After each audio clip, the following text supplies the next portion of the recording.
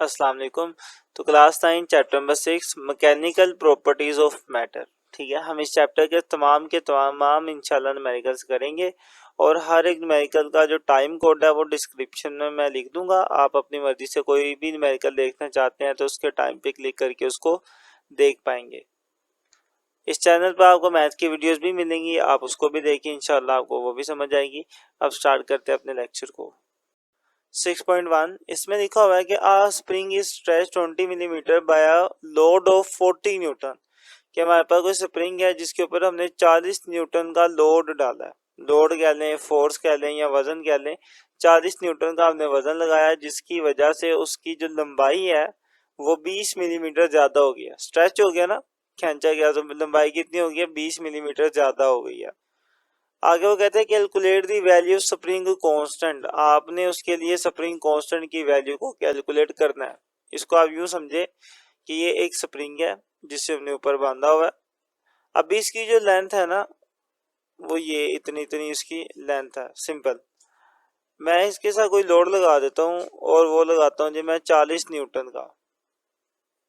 जैसे ही इसके ऊपर 40 न्यूटन का लोड लगेगा इसकी लेंथ इंक्रीज हो जाएगी और इंक्रीज हो गई ये नीचे की तरफ मूव करेगा। इसकी लेंथ हो गई इंक्रीज, तो ये नीचे की तरफ मूव कर गया।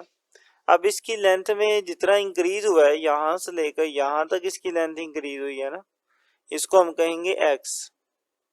ओके, ये हमारे पास क्या है, हमारा एक्स है। और ये उसने कितना दिया हुआ है हमें, 20 मिलीमीटर दिया हुआ है। तो इसकी लेंथ जो इंक्रीज हुई है वो 20 मिलीमीटर है। आपने ये बताना है कि इस स्प्रिंग का जो स्प्रिंग कांस्टेंट है वो क्या होगा। स्प्रिंग कांस्टेंट को कैसे रिप्रेजेंट करते हैं, ये चीजें आपने हुक्स लॉ के अंदर पढ़ी थी। अब ये डाटा लिख लेते हैं और बाकी काम बाद में करते हैं। अच्छा, आगे भी कुछ लिखा हुआ है लेकिन आगे वाली लाइन जो है वो मैं बाद में पढ़ूंगा। पहले इतना इतना जितना उसने न्यूमेरिकल लिया हुआ है पहले वो सोल्व करेंगे, उसके बाद फिर ये जो आखिरी वाली लाइन है इसको सोल्व करेंगे। ठीक है, एक ही न्यूमेरिकल है लेकिन इसमें दो दो बातें उसने पूछी हुई हैं, तो पहले वाली बात कवर कर लेते हैं। तो मैं डाटा लिख रहा हूँ, ये एक्स एक्स का मतलब ये वाला जो डिस्टेंस इंक्रीज हुआ था इसकी जो लेंथ में इंक्रीमेंट आया था उसे एक्स कहते हैं। एक्स क्या दिया, वो 20 मिलीमीटर था। ये मिलीमीटर में है, इसको मीटर में बदलने के लिए 1000 पे डिवाइड करेंगे। मिली जब भी खत्म करना हो 1000 पे डिवाइड करते हैं तो 0.02 मीटर आ गया। उसके बाद मुझे बताया गया कि हम फोर्स कितने लगा रहे हैं, 40 न्यूटन की। ठीक है, ये जो लिखा होता है ना कि हमने लोड डाला 40 न्यूटन का, इसे आप लोड कह दें, फोर्स कह दें या वजन भी कह दें, एक ही बात है। तो यहाँ पे मैं उसे फोर्स कह रहा हूँ कि कितनी फोर्स हमने लगाई है, 40 न्यूटन की हमने इस पर फोर्स लगाई है। हमें करना क्या है, कैलकुलेट। हमें कैलकुलेट करना है इसका स्प्रिंग कांस्टेंट, वो हमने लिख लिया। अब आते हैं सॉल्यूशन के ऊपर। सबसे पहले आपने ये चीज पढ़ी हुई है हुक्स लॉ के अंदर, आप लिखेंगे अकॉर्डिंग टू हुक्स लॉ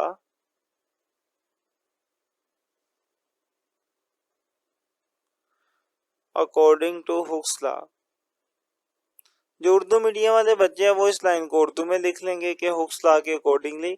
बाकी आप उर्दू मीडियम से या इंग्लिश मीडियम से आपने न्यूमेरिकल सेम करना है। आप बल्कि जो उर्दू मीडियम वाले बच्चे हैं ना वो भी यही वाली हेडिंग दे दें, फाइंड सॉल्यूशन, इंग्लिश में लिख दे, कोई मसला नहीं है। अकॉर्डिंग टू हुक्स लॉ के अकॉर्डिंगली जो फोर्स है वो किसकी इक्वल होती है, के x spring constant multiply by length, इसके इक्वल होती है। हम इसमें वैल्यूज पुट कर देते हैं। फोर्स की वैल्यू मेरे पास थी 40, तो यहाँ पे आ जाएगा 40। के तो हमें मालूम करना है, ये एज इट इज रहेगा। एक्स का मतलब है ये लेंथ और वो हमारे पास थी 0.02 मीटर, तो यहाँ पे आ जाएगा 0.02 मीटर। ये मल्टीप्लाई है, इस साइड पे आके ये डिवाइड हो जाएगी। 0.02 इज इक्वल टू के। इनको जब डिवाइड किया जाता है तो हमारे पास आता है 2000। ये हमारे पास स्प्रिंग कांस्टेंट आ गया। अब साथ में इसका यूनिट भी लिखेंगे। स्प्रिंग कांस्टेंट का यूनिट हमने पढ़ा हुआ है न्यूटन पर मीटर होता है। ओके, अब इस 2000 को आप इस तरीके से भी लिख सकते हैं। आपको पता है जो के होता है वो 1000 के बराबर होता है। ओके, प्रीफिक्स में भी आपने ये चीज पढ़ी हुई है। तो जो किलो होता है या जो के होता है उसका मतलब होता है 1000। अब ये कितने हैं, ये 2000 है, तो मैं इसको 2 के लिख सकता हूँ। 2 के का मतलब 1000 हो जाएगा, तो शुरू में 2 लिखा तो 2000 2 के हो गया। आगे इसका यूनिट है न्यूटन पर मीटर, वो एज इट इज रहेगा, इज इक्वल टू के। नहीं जी, ये आपके पास स्प्रिंग कांस्टेंट आ गया। अच्छा, इसमें ये चीज ध्यान में रख लें, ये स्प्रिंग कांस्टेंट वाला के है और ये किलो वाला के है, इसको छोटा के लिख लें तो ज्यादा बेहतर है। ओके, यहाँ तक आ गया जी, हमारा पहला वाला हिस्सा कंप्लीट हो गया। अब मैं इस न्यूमेरिकल का आगे वाला हिस्सा पढ़ता हूँ। उसमें वो कहता है if an object causes an extension of 16 millimetre, कि अब इस स्प्रिंग के ऊपर मैं कोई और ऑब्जेक्ट लगा रहा हूँ, मैंने कोई ऑब्जेक्ट लगा दिया और ऑब्जेक्ट लगाने के बाद फिर इसकी लेंथ इंक्रीज हुई है, लेकिन अब की दफा जो लेंथ इंक्रीज हुई है ना, वो कितनी इंक्रीज हुई है, वो 16 मिलीमीटर हुई है। ये उसने लिखा हुआ है कि मैंने स्प्रिंग पे कोई और ऑब्जेक्ट लगाया और उसकी जो लेंथ है वो कितनी इंक्रीज हो गया, 16 मिलीमीटर। ये भी अब लेंथ में इंक्रीज है ना, तो इसे हम क्या कहेंगे, एक्स कहेंगे। लेकिन ये पहले वाले को भी एक्स कहा था, इसको भी एक्स कहेंगे, तो ये सेम सेम हो जाएगा। थोड़ा डिफरेंट करने के लिए इसे आप क्या कह दें, एक्स डैश कह दें। तो अब मेरे पास जो लेंथ इंक्रीज हुई है वो 16 मिलीमीटर हुई है। आगे वो पूछा what will B its weight. अब आपने ये बताना है कि इस बॉक्स का वजन कितना होगा, वेट आपने इसका कैलकुलेट करना है। ओके, तो आपके पास स्प्रिंग स्प्रिंग है, आपने उसके ऊपर कोई वेट लगाया, वजन लगाया, उसकी लेंथ इंक्रीज हुई, जितनी लेंथ इंक्रीज हुई है वो हमें पता है, लेकिन अब हमें ये मालूम करना है कि बॉक्स का वजन कितना था। ठीक है, तो ये चीज उसने मुझे दी हुई है ना 60 मिलीमीटर, तो इसे भी अब हम अपने गिवन डाटा में लिख लेते हैं। लेकिन इसको मैंने क्या कहा हुआ है, एक्स डैश क्या हुआ है, तो इसके ऊपर एक्स डैश लिख दिया मैंने। तो 60 मिलीमीटर लेंथ इंक्रीज हुई, मिलीमीटर खत्म करने के लिए 1000 पे डिवाइड किया और ये 0.016 मीटर मेरे पास आंसर आ गया।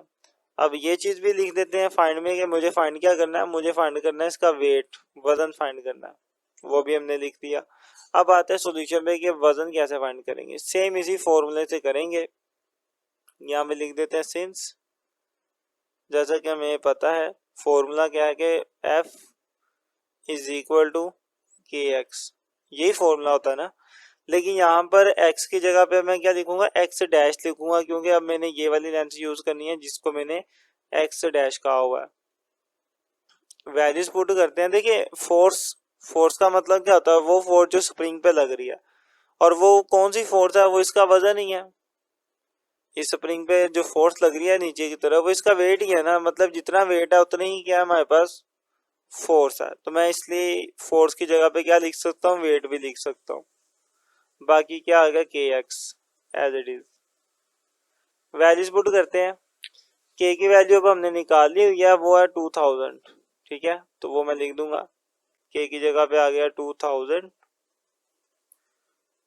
और के डैश वो डाटा से देख लेते हैं जी, वो था हमारे पास 0.016, तो 0.016। अब इन दोनों को मल्टीप्लाई करें, तो जब आप इन दोनों को मल्टीप्लाई करेंगे आपके पास आंसर आ जाएगा 32। इस तरीके से आपने आपका वेट फाइंड कर लिया। अब वेट का यूनिट होता है न्यूटन, तो साथ में आप न्यूटन लिखेंगे। नहीं जी, ये क्वेश्चन भी आपका सोल्व हो चुका है। ये आपका पहला न्यूमेरिकल था, उम्मीद है आप समझ चुके होंगे। कहीं पे इशू हो आप जरूर कमेंट कीजिएगा। तो मूव करते हैं अपने सेकंड न्यूमेरिकल की तरफ। 6.2 न्यूमेरिकल आपके सामने है। इस न्यूमेरिकल में भी करेक्शन कर लें, जो पुरानी बुक थी उसमें ये वाली चीज नहीं दी हुई थी, अब जो न्यू है लेटेस्ट आई है उसके अंदर उन्होंने ये वाली एडिशन कर दी हुई है, जो कि आपके लिए काफी हेल्पफुल होगी। पहले हम जुबानी करते थे, अब उन्होंने खुद ही न्यूमेरिकल के अंदर ही लिख दिया। तो पहले तो पढ़ते हैं न्यूमेरिकल। उसमें लिखा हुआ है the mass of 5 litre of milk is 4.5 kilogram, कि 5 लीटर जो दूध है उसका मैस 4.5 किलोग्राम है। अब ज़हन में रख लें, ये जो लीटर होता है ना, बेसिकली ये वॉल्यूम के लिए यूज किया जाता है, तो वॉल्यूम का एक यूनिट लीटर भी है। इसको हम लिख लेते हैं। तो हमारे पास मैस था 4.5 किलोग्राम, वो हमने लिख लिया, और ये वॉल्यूम था वो था 5 लीटर, वो भी हमने लिख लिया। अब जैसे कि उन्होंने एक चीज खुद बताई हुई है कि 1 लीटर जो है वो 1000 सेंटीमीटर क्यूब के बराबर है, तो फिर 5 लीटर 5000 सेंटीमीटर क्यूब के बराबर होगी। तो उसके अकॉर्डिंगली हमने ये भी लिख लिया। हमने फाइंड क्या करना है, वो कहता है फाइंड इट्स डेंसिटी। आपने इसकी डेंसिटी फाइंड करनी है in SI units, SI units में फाइंड करनी है। तो अगर आपको डेंसिटी एसआई यूनिट्स में फाइंड करनी है तो आपको अपना डाटा भी एसआई यूनिट्स में ही कन्वर्ट करना पड़ेगा। देखिए मैस का ऐसा यूनिट तो किलोग्राम होता है, ये किलोग्राम में लिखा हुआ है, इसका कोई इशू नहीं है। वॉल्यूम, वॉल्यूम का जो यूनिट होता है वो बेसिकली होता है मीटर क्यूब। यहाँ पर जो दिया हुआ था वो लीटर था, अब हमने लीटर से इसे कन्वर्ट कर लिया सेंटीमीटर क्यूब में, लेकिन अभी भी ये कंप्लीट सोल्व नहीं हुआ। अब हम इसे किस में कन्वर्ट करेंगे, मीटर क्यूब के अंदर करेंगे, तो तब हमारा जो यूनिट है वो ऐसे यूनिट बनेगा वॉल्यूम का। तो काम शुरू करते हैं, तो स्टेप बाय स्टेप करेंगे। सबसे पहले तो आप देखें कि ये जो 5000 है, मैं 1000 को लिख सकता हूँ 10 की पावर 3, क्योंकि हमें पता है 10 की पावर 3000 के बराबर होता है। तो ये 5000 है, तो इसे 5000 को मैं 10 की पावर 3 में कन्वर्ट कर लेता हूँ। आगे देखें लिखा हुआ है सेंटीमीटर क्यूब, तो वो फिलहाल एज इट इज ही रहेगा। अब यहाँ से मुझे सेंटी की भी वैल्यू खत्म करनी है, मुझे सिर्फ मीटर क्यूब चाहिए, तो उसकी तरफ चलते हैं। तो 10 की पावर 3 तो एज इट इज रहेगा।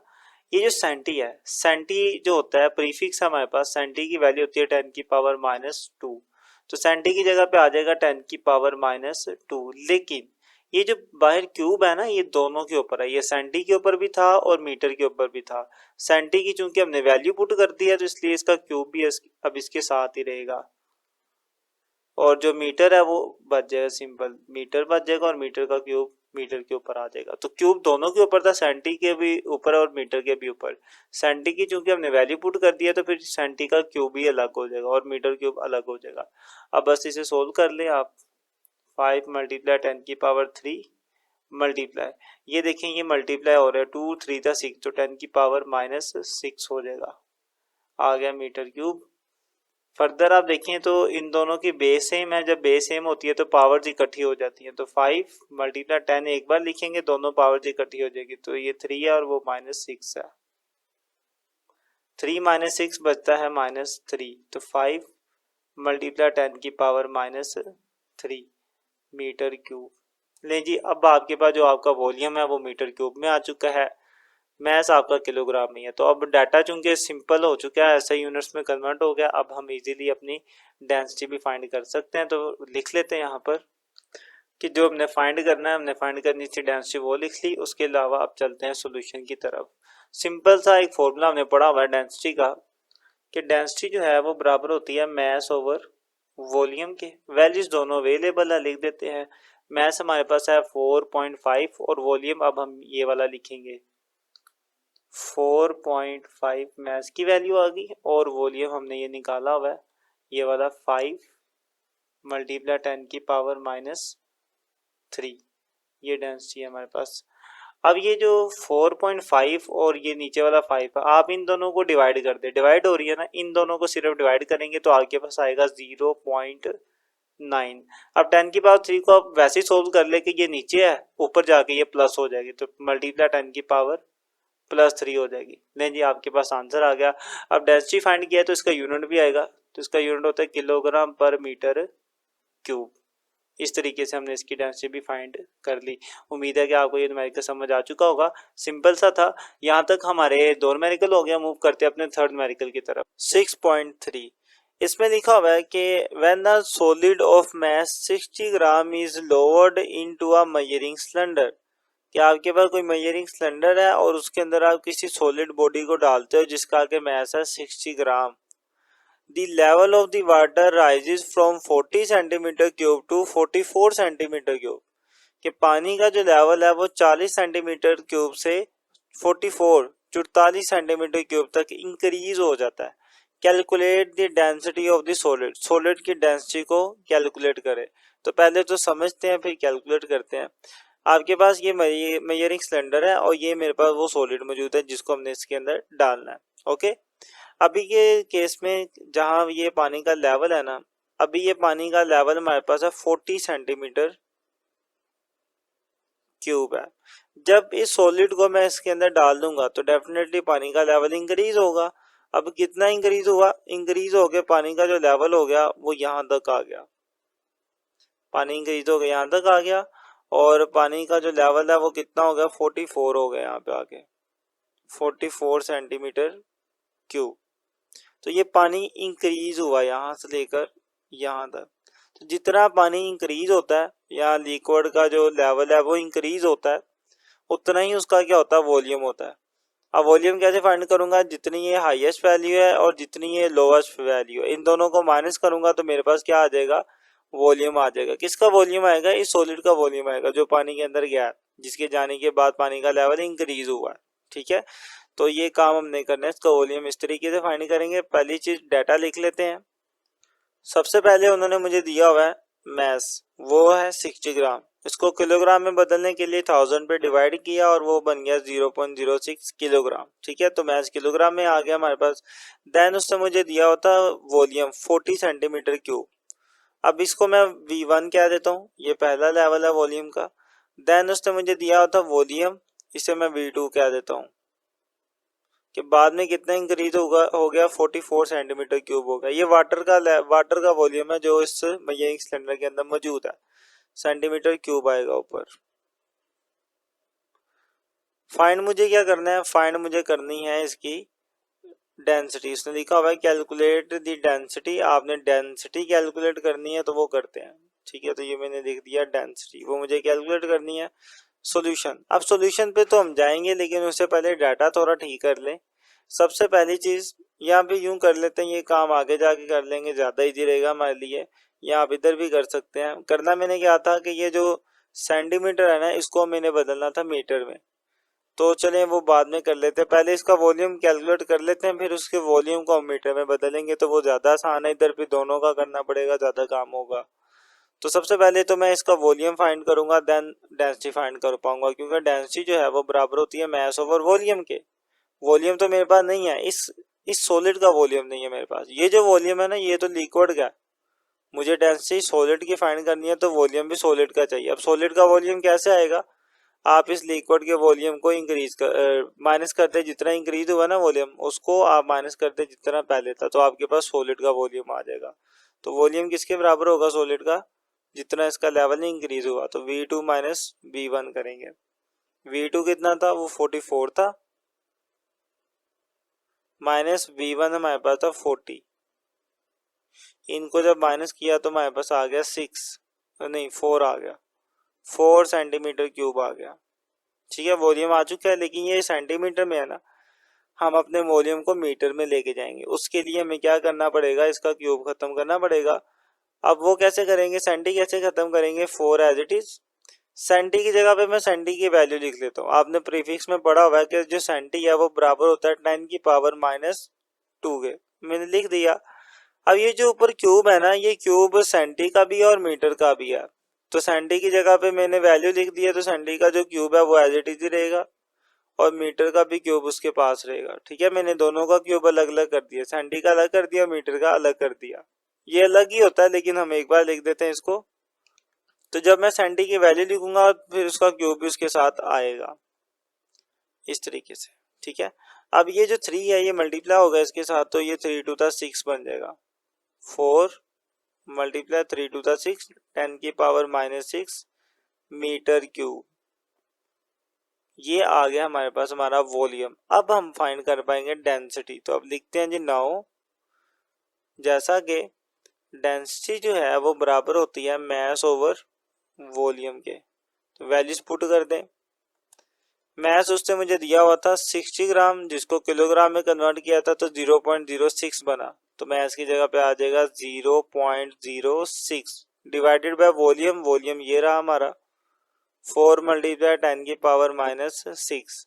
अब इनको डिवाइड करना है हमने, तो जब इनको डिवाइड करेंगे तो उसी तरीके से कैलकुलेटर पर आप करेंगे काम। पहले 0.06, फिर आप लिखेंगे डिवाइड, फिर लिखेंगे 4 मल्टीप्लाई 10 और फिर ये वाला बटन दबाएंगे और देन आगे -6 लिख देंगे। आपको वैल्यू सारी ब्रैकेट के अंदर लिखनी है, इस बात का बहुत अच्छे से ख्याल रखा करें। तो जब आप ये सब कुछ कर लेंगे तो आपके पास आंसर आ जाएगा 1510⁻³ और साथ में डेंसिटी का unit kilogram per meter cube. अच्छा, ऐसा भी हो सकता है कि आपके कैलकुलेटर पे जो जवाब आए ना वो इस तरीके से है 1.5×10⁻⁴। अब ये आएगा तो ये भी ठीक है, लेकिन आप बुक वाला बनाना चाहते हैं तो क्या करना पड़ेगा, पॉइंट को एक वैल्यू पीछे लेके जाना पड़ेगा।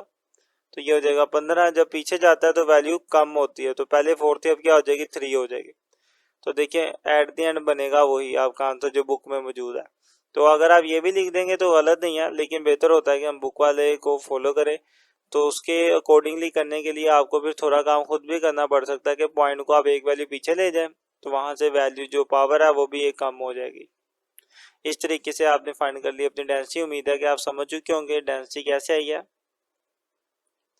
यहाँ तक ये हमारा न्यूमेरिकल हो गया। मूव करते हैं अपने न्यूमेरिकल नंबर 4 की तरफ। 6.4 इसमें लिखा हुआ है कि a block of density 8 multiply 10⁻³ kilogram per meter cube, कि एक ब्लॉक है जिसकी डेंसिटी इतनी है, ठीक है, डेंसिटी उसने मतलब हमें दे दी हुई है। आगे वो कहता है has a volume of 60 centimetre cube, और उस ब्लॉक का जो वॉल्यूम है वो 60 सेंटीमीटर क्यूब है। फाइंड इट्स मैस, आपने उस ब्लॉक का मैस फाइंड करना है। तो मतलब लेट्स सपोज वो ब्लॉक ये है, इसकी उसने आपको डेंसिटी भी दे दी हुई है और इसका उसने आपको वॉल्यूम भी दे दिया हुआ है। आपने क्या फाइंड आउट करना है, आपने मैस फाइंड आउट करना है, ठीक है, काफी सिंपल काम है। डाटा लिख लेते हैं पहले। डेंसिटी, तो डेंसिटी हमारे पास है, ये हमने लिख ली। उसके बाद उसने हमें वॉल्यूम दिया होता वो भी हमने लिख लिया। फाइंड हमने क्या करना है, फाइंड हमने इसका मैस करना है, वो भी लिख लिया। अब आते हैं सोल्यूशन पे। तो सोल्यूशन पे जाने से पहले डाटा ठीक कर ले हम। डाटा में देखें जो वॉल्यूम है वो सेंटीमीटर में दिया हुआ है, हालांकि ये सिर्फ मीटर में होना चाहिए, तो सेंटी खत्म करना पड़ेगा। उसके लिए क्या काम करेंगे, सेंटी की वैल्यू लिख दूंगा मैं। सेंटी की वैल्यू होती है हमारे पास 10⁻² होती है -2, ठीक है।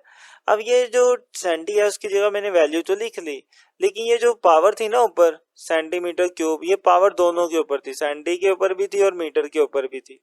तो सेंटी की अगर मैं वैल्यू लिख रहा हूँ तो सेंटी की पावर भी बाहर आएगी, और साथ में रह गया मीटर, तो मीटर और मीटर की पावर क्यूब, मीटर क्यूब आपके पास एज इट इज रहेगा।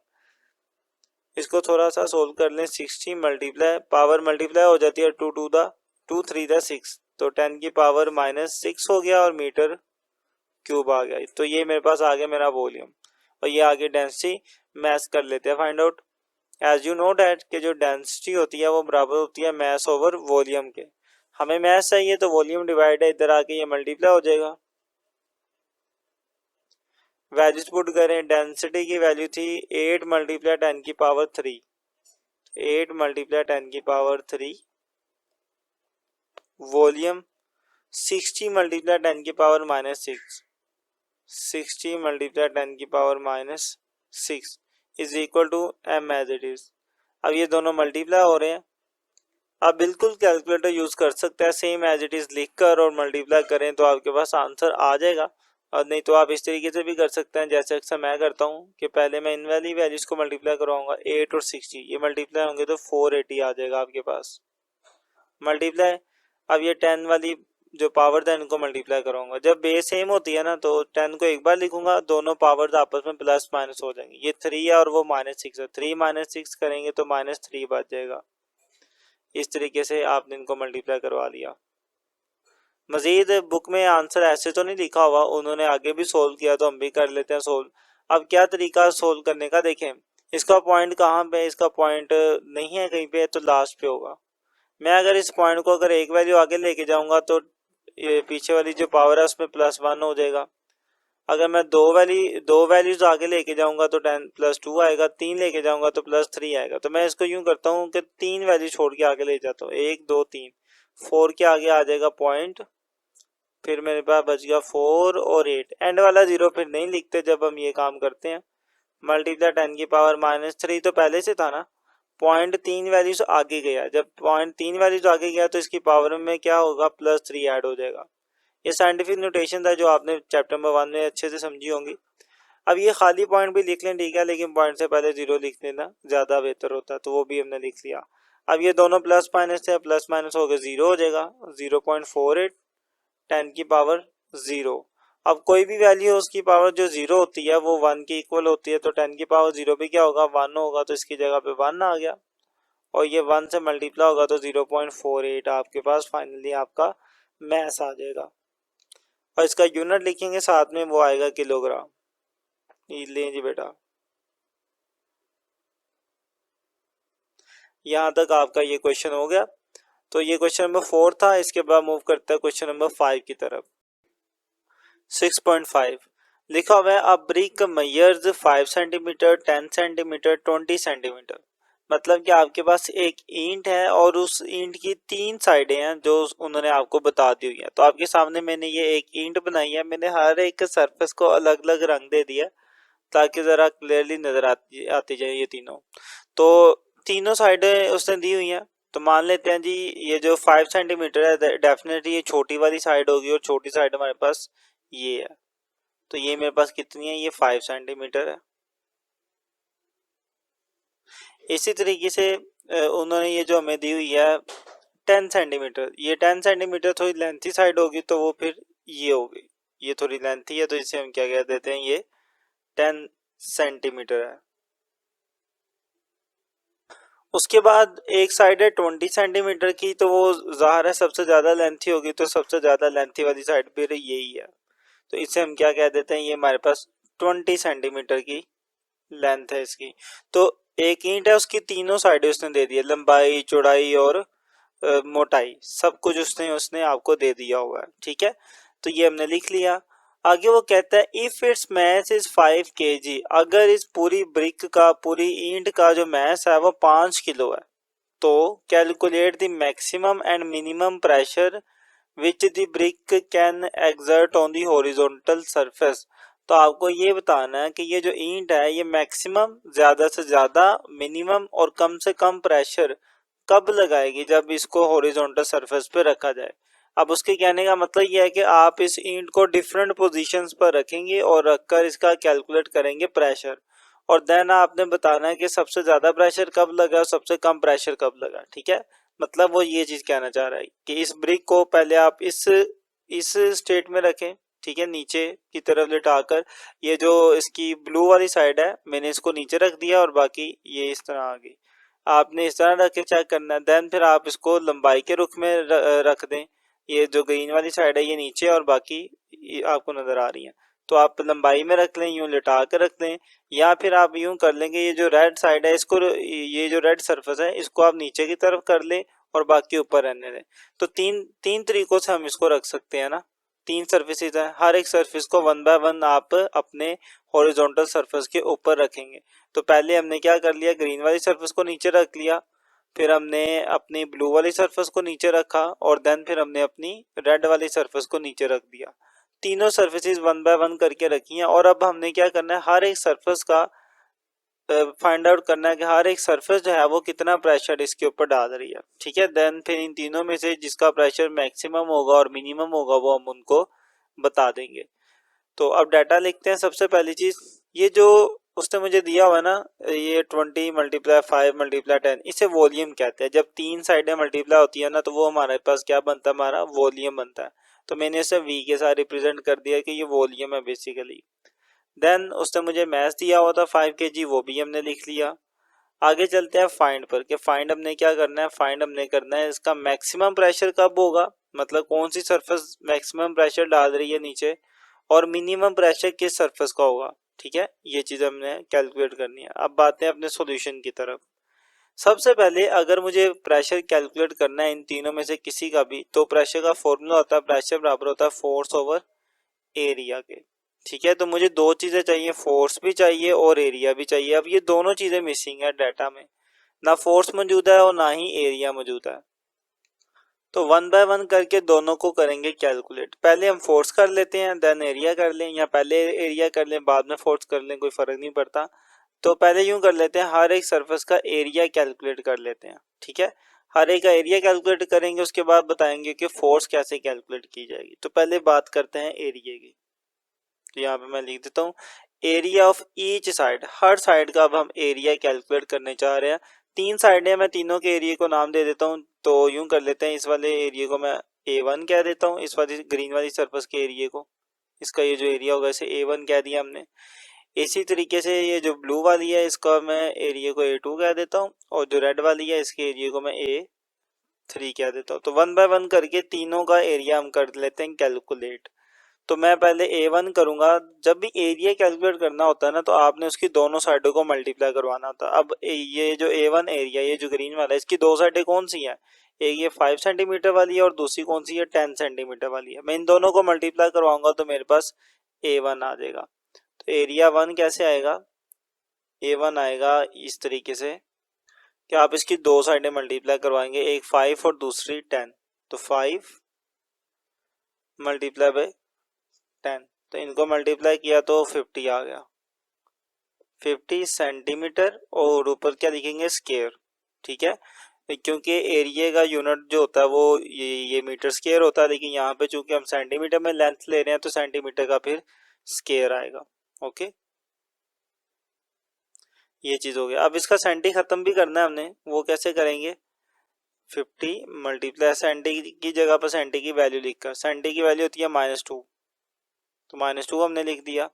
अब ये जो 2 है ना, ये दोनों के ऊपर है, सेंटी के ऊपर भी और मीटर के ऊपर भी है। सेंटी की चूंकि मैंने वैल्यू लिख दी है तो मैं इसकी पावर भी इसकी वैल्यू के ऊपर लिख दूंगा, और मीटर स्क्वायर आपके पास एज इट इज रहेगा।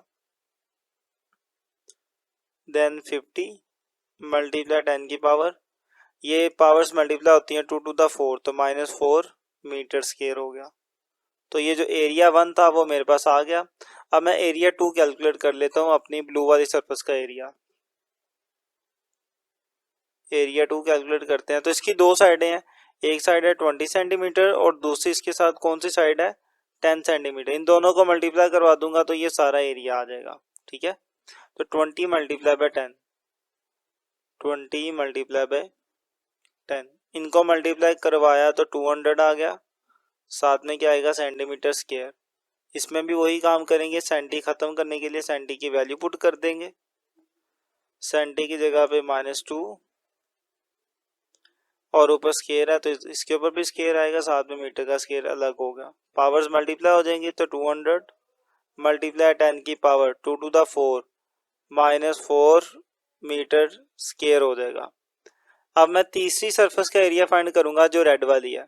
अब इसमें दो साइडें हैं, एक ये 20 वाली साइड है और दूसरी कौन सी है, 5 वाली साइड है। तो ये दोनों साइडें आपस में मल्टीप्लाई होंगी तो इसका भी एरिया आ जाएगा हमारे पास। तो एरिया 3 बराबर है 20 सेंटीमीटर, और दूसरी साइड कौन सी थी, एक थी 20 और दूसरी 5 थी ये वाली, तो 20 मल्टीप्लाई बाय 5, ये मेरे पास आ गया 100 सेंटीमीटर स्क्वायर। सेंटी खत्म करने के लिए सेंटी की वैल्यू लिखी, वो होती है -2 और बाहर आ गया स्क्वायर। ये दोनों मल्टीप्लाई होंगे तो 4 हो जाएगा, तो 100 मल्टीप्लाई 10 की पावर -4 मीटर स्क्वायर। ठीक है, तो तीन एरिया थे, तीनों के तीनों एरिया हमने कैलकुलेट कर लिए। तो जैसा कि प्रेशर इस तरीके से आता है, फोर्स ओवर एरिया, तो एरिया तो अब तीनों का आ चुका है। अब बारी है फोर्स फाइंड करने की। फोर्स इसमें क्या होगी, फोर्स बेसिकली जो इसका वजन होगा ना वही क्या होगी, फोर्स होगी, और वजन तो तीनों सिचुएशन में सेम ही रहेगा, वजन तो नहीं चेंज होगा, इसलिए वजन के साथ हमें 1 2 लिखने की जरूरत नहीं पड़ेगी, सिंपल हम वजन कैलकुलेट कर लेंगे। तो मैं लिखता हूँ, नाउ जो फोर्स है वो किसके बराबर है, जितना इसका वजन है, वेट है, और वेट किसके बराबर होता है, mg के इक्वल होता है। इसमें वैल्यूज लिखते हैं जी। m की वैल्यू क्या है हमारे पास, मैस इसका उसने दिया हुआ था, वो है 5 किलो, तो 5 मैस आ गया। g की वैल्यू 10 होती है तो 10 आ जाएगा। इन दोनों को मल्टीप्लाई करवाया तो हमारे पास आ गया 50 न्यूटन। तो यहाँ से फोर्स भी अब आ चुकी है और एरिया भी सबका हमें पता है। अब बस हमने इनको डिवाइड करना है, तो हमारे पास हर एक वैल्यू, हर एक सरफेस का क्या आ जाएगा, प्रेशर आ जाएगा। ठीक है, तो अब यहाँ पे लिखते हैं प्रेशर ऑफ ईच सरफेस। तो प्रेशर ऑफ ईच सरफेस, हर एक का प्रेशर फाइंड करते हैं। तो पहले मैं प्रेशर फाइंड करूंगा अपनी पहले वाली सरफेस का, मतलब ये ग्रीन वाली सरफेस का। ठीक है, ये जो नीचे पड़ी हुई है ना ये इस वक्त, अब इसका प्रेशर मैं फाइंड करने जा रहा हूँ, इसे मैं P1 कह देता हूँ। तो वो कैसे आएगा, इसका प्रेशर बराबर होता है फोर्स ओवर एरिया का ना, तो इसका प्रेशर कैसे आएगा, force over area 1। So same यही चीज यहाँ पे लिखूंगा, प्रेशर बराबर होता है फोर्स ओवर एरिया, चूंकि पहली सरफेस है तो उसका पहले वाले का एरिया आएगा। फोर्स की वैल्यू पुट करते हैं, फोर्स 50 है, डिवाइड एरिया 1, पहले वाला एरिया था 50 मल्टीप्लाई 10 टू द पावर -4, तो 50 मल्टीप्लाई 10 टू द पावर -4। अब इनको डिवाइड करना है, डिवाइड कीजिएगा कैलकुलेटर में, ये वाली वैल्यू भी ब्रैकेट में, फिर डिवाइड लिखकर फिर नीचे वाली वैल्यू वो भी ब्रैकेट में लिखना है, और देन बराबर दबा दीजिएगा तो आपके पास आपका आंसर आएगा 10⁻⁴ आ जाएगा। ठीक है, वैसे भी आप देख सकते हैं 50 से 50 के आंसर 10⁻⁴ बचा, ये नीचे ऊपर जाके ये प्लस हो जाएगा।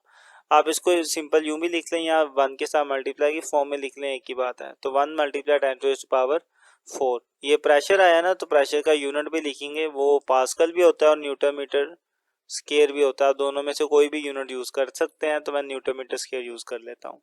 तो ये मेरे पास पहली सरफेस का प्रेशर आ गया। अब दूसरी का कर लेते हैं pressure find. Same formula P2 is equal to F force multiply by area. अब एरिया होगा दूसरी सरफेस का A2, फोर्स हमारे पास 50 ही है, एरिया दूसरी सरफेस का हमने कैलकुलेट किया था वो ये है 200 × 10⁻⁴। तो 200 10⁻⁴। अब इनको भी आप कैलकुलेटर करें, तो पहले ऊपर वाली वैल्यू फिर ब्रैकेट डाल के नीचे वाली वैल्यू को डिवाइड कर दें, तो आपके पास जो आंसर आएगा वो आएगा 2500।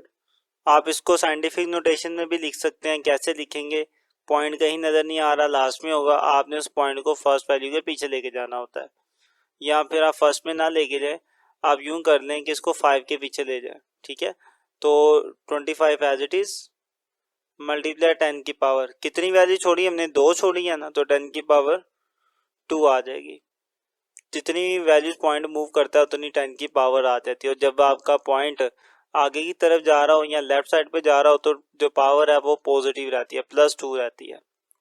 अब ये मेरे पास आ चुका है प्रेशर, इसका यूनिट लिख लेते हैं साथ में, newton meter square. Okay, next third जो सरफेस थी उसका भी हम प्रेशर कैलकुलेट कर लेते हैं। थर्ड सरफेस देख लेते हैं कौन सी थी, वो ये वाली थी। ठीक है, थर्ड सरफेस हमारे पास कौन सी थी, रेड वाली थी। ओके, ये 20 और 5 के दरमियान है, 20 × 5। तो इसका प्रेशर कैसे आएगा, force over area, third surface का area A3 is equal to, force तो 50 ही है, एरिया अब देखते हैं तीसरा एरिया कितना था हमारे पास, वो था 100 × 10⁻⁴। तो 100 × 10⁻⁴। अब इनको भी आप कैलकुलेट कर लें, तो आपके पास आंसर आ जाएगा 5000 और साथ में प्रेशर का यूनिट आएगा न्यूटन पर मीटर स्क्वायर। तो तीनों प्रेशर हमने कर लिए हैं कैलकुलेट। आपकी आसानी के लिए काम कर देते हैं कि इसको भी ज़रा नॉर्मल फॉर्म में लिख देते हैं ताकि कंपेयर करना आपके लिए आसान रहे। ये 10 की पावर 4 है ना, अगर आप इसे नॉर्मल में लेके जाएंगे तो बेसिकली इसका मतलब क्या है कि 1 के आगे 4 जीरो आने हैं। नहीं जी, ये 4 जीरो लगा दिए न्यूटन पर मीटर, चले ये आगे हमने लिख दिया ना काफ़ी यहाँ पे। तो अब मेरे पास देखें तीनों वैल्यूज आ चुकी हैं प्रेशर की।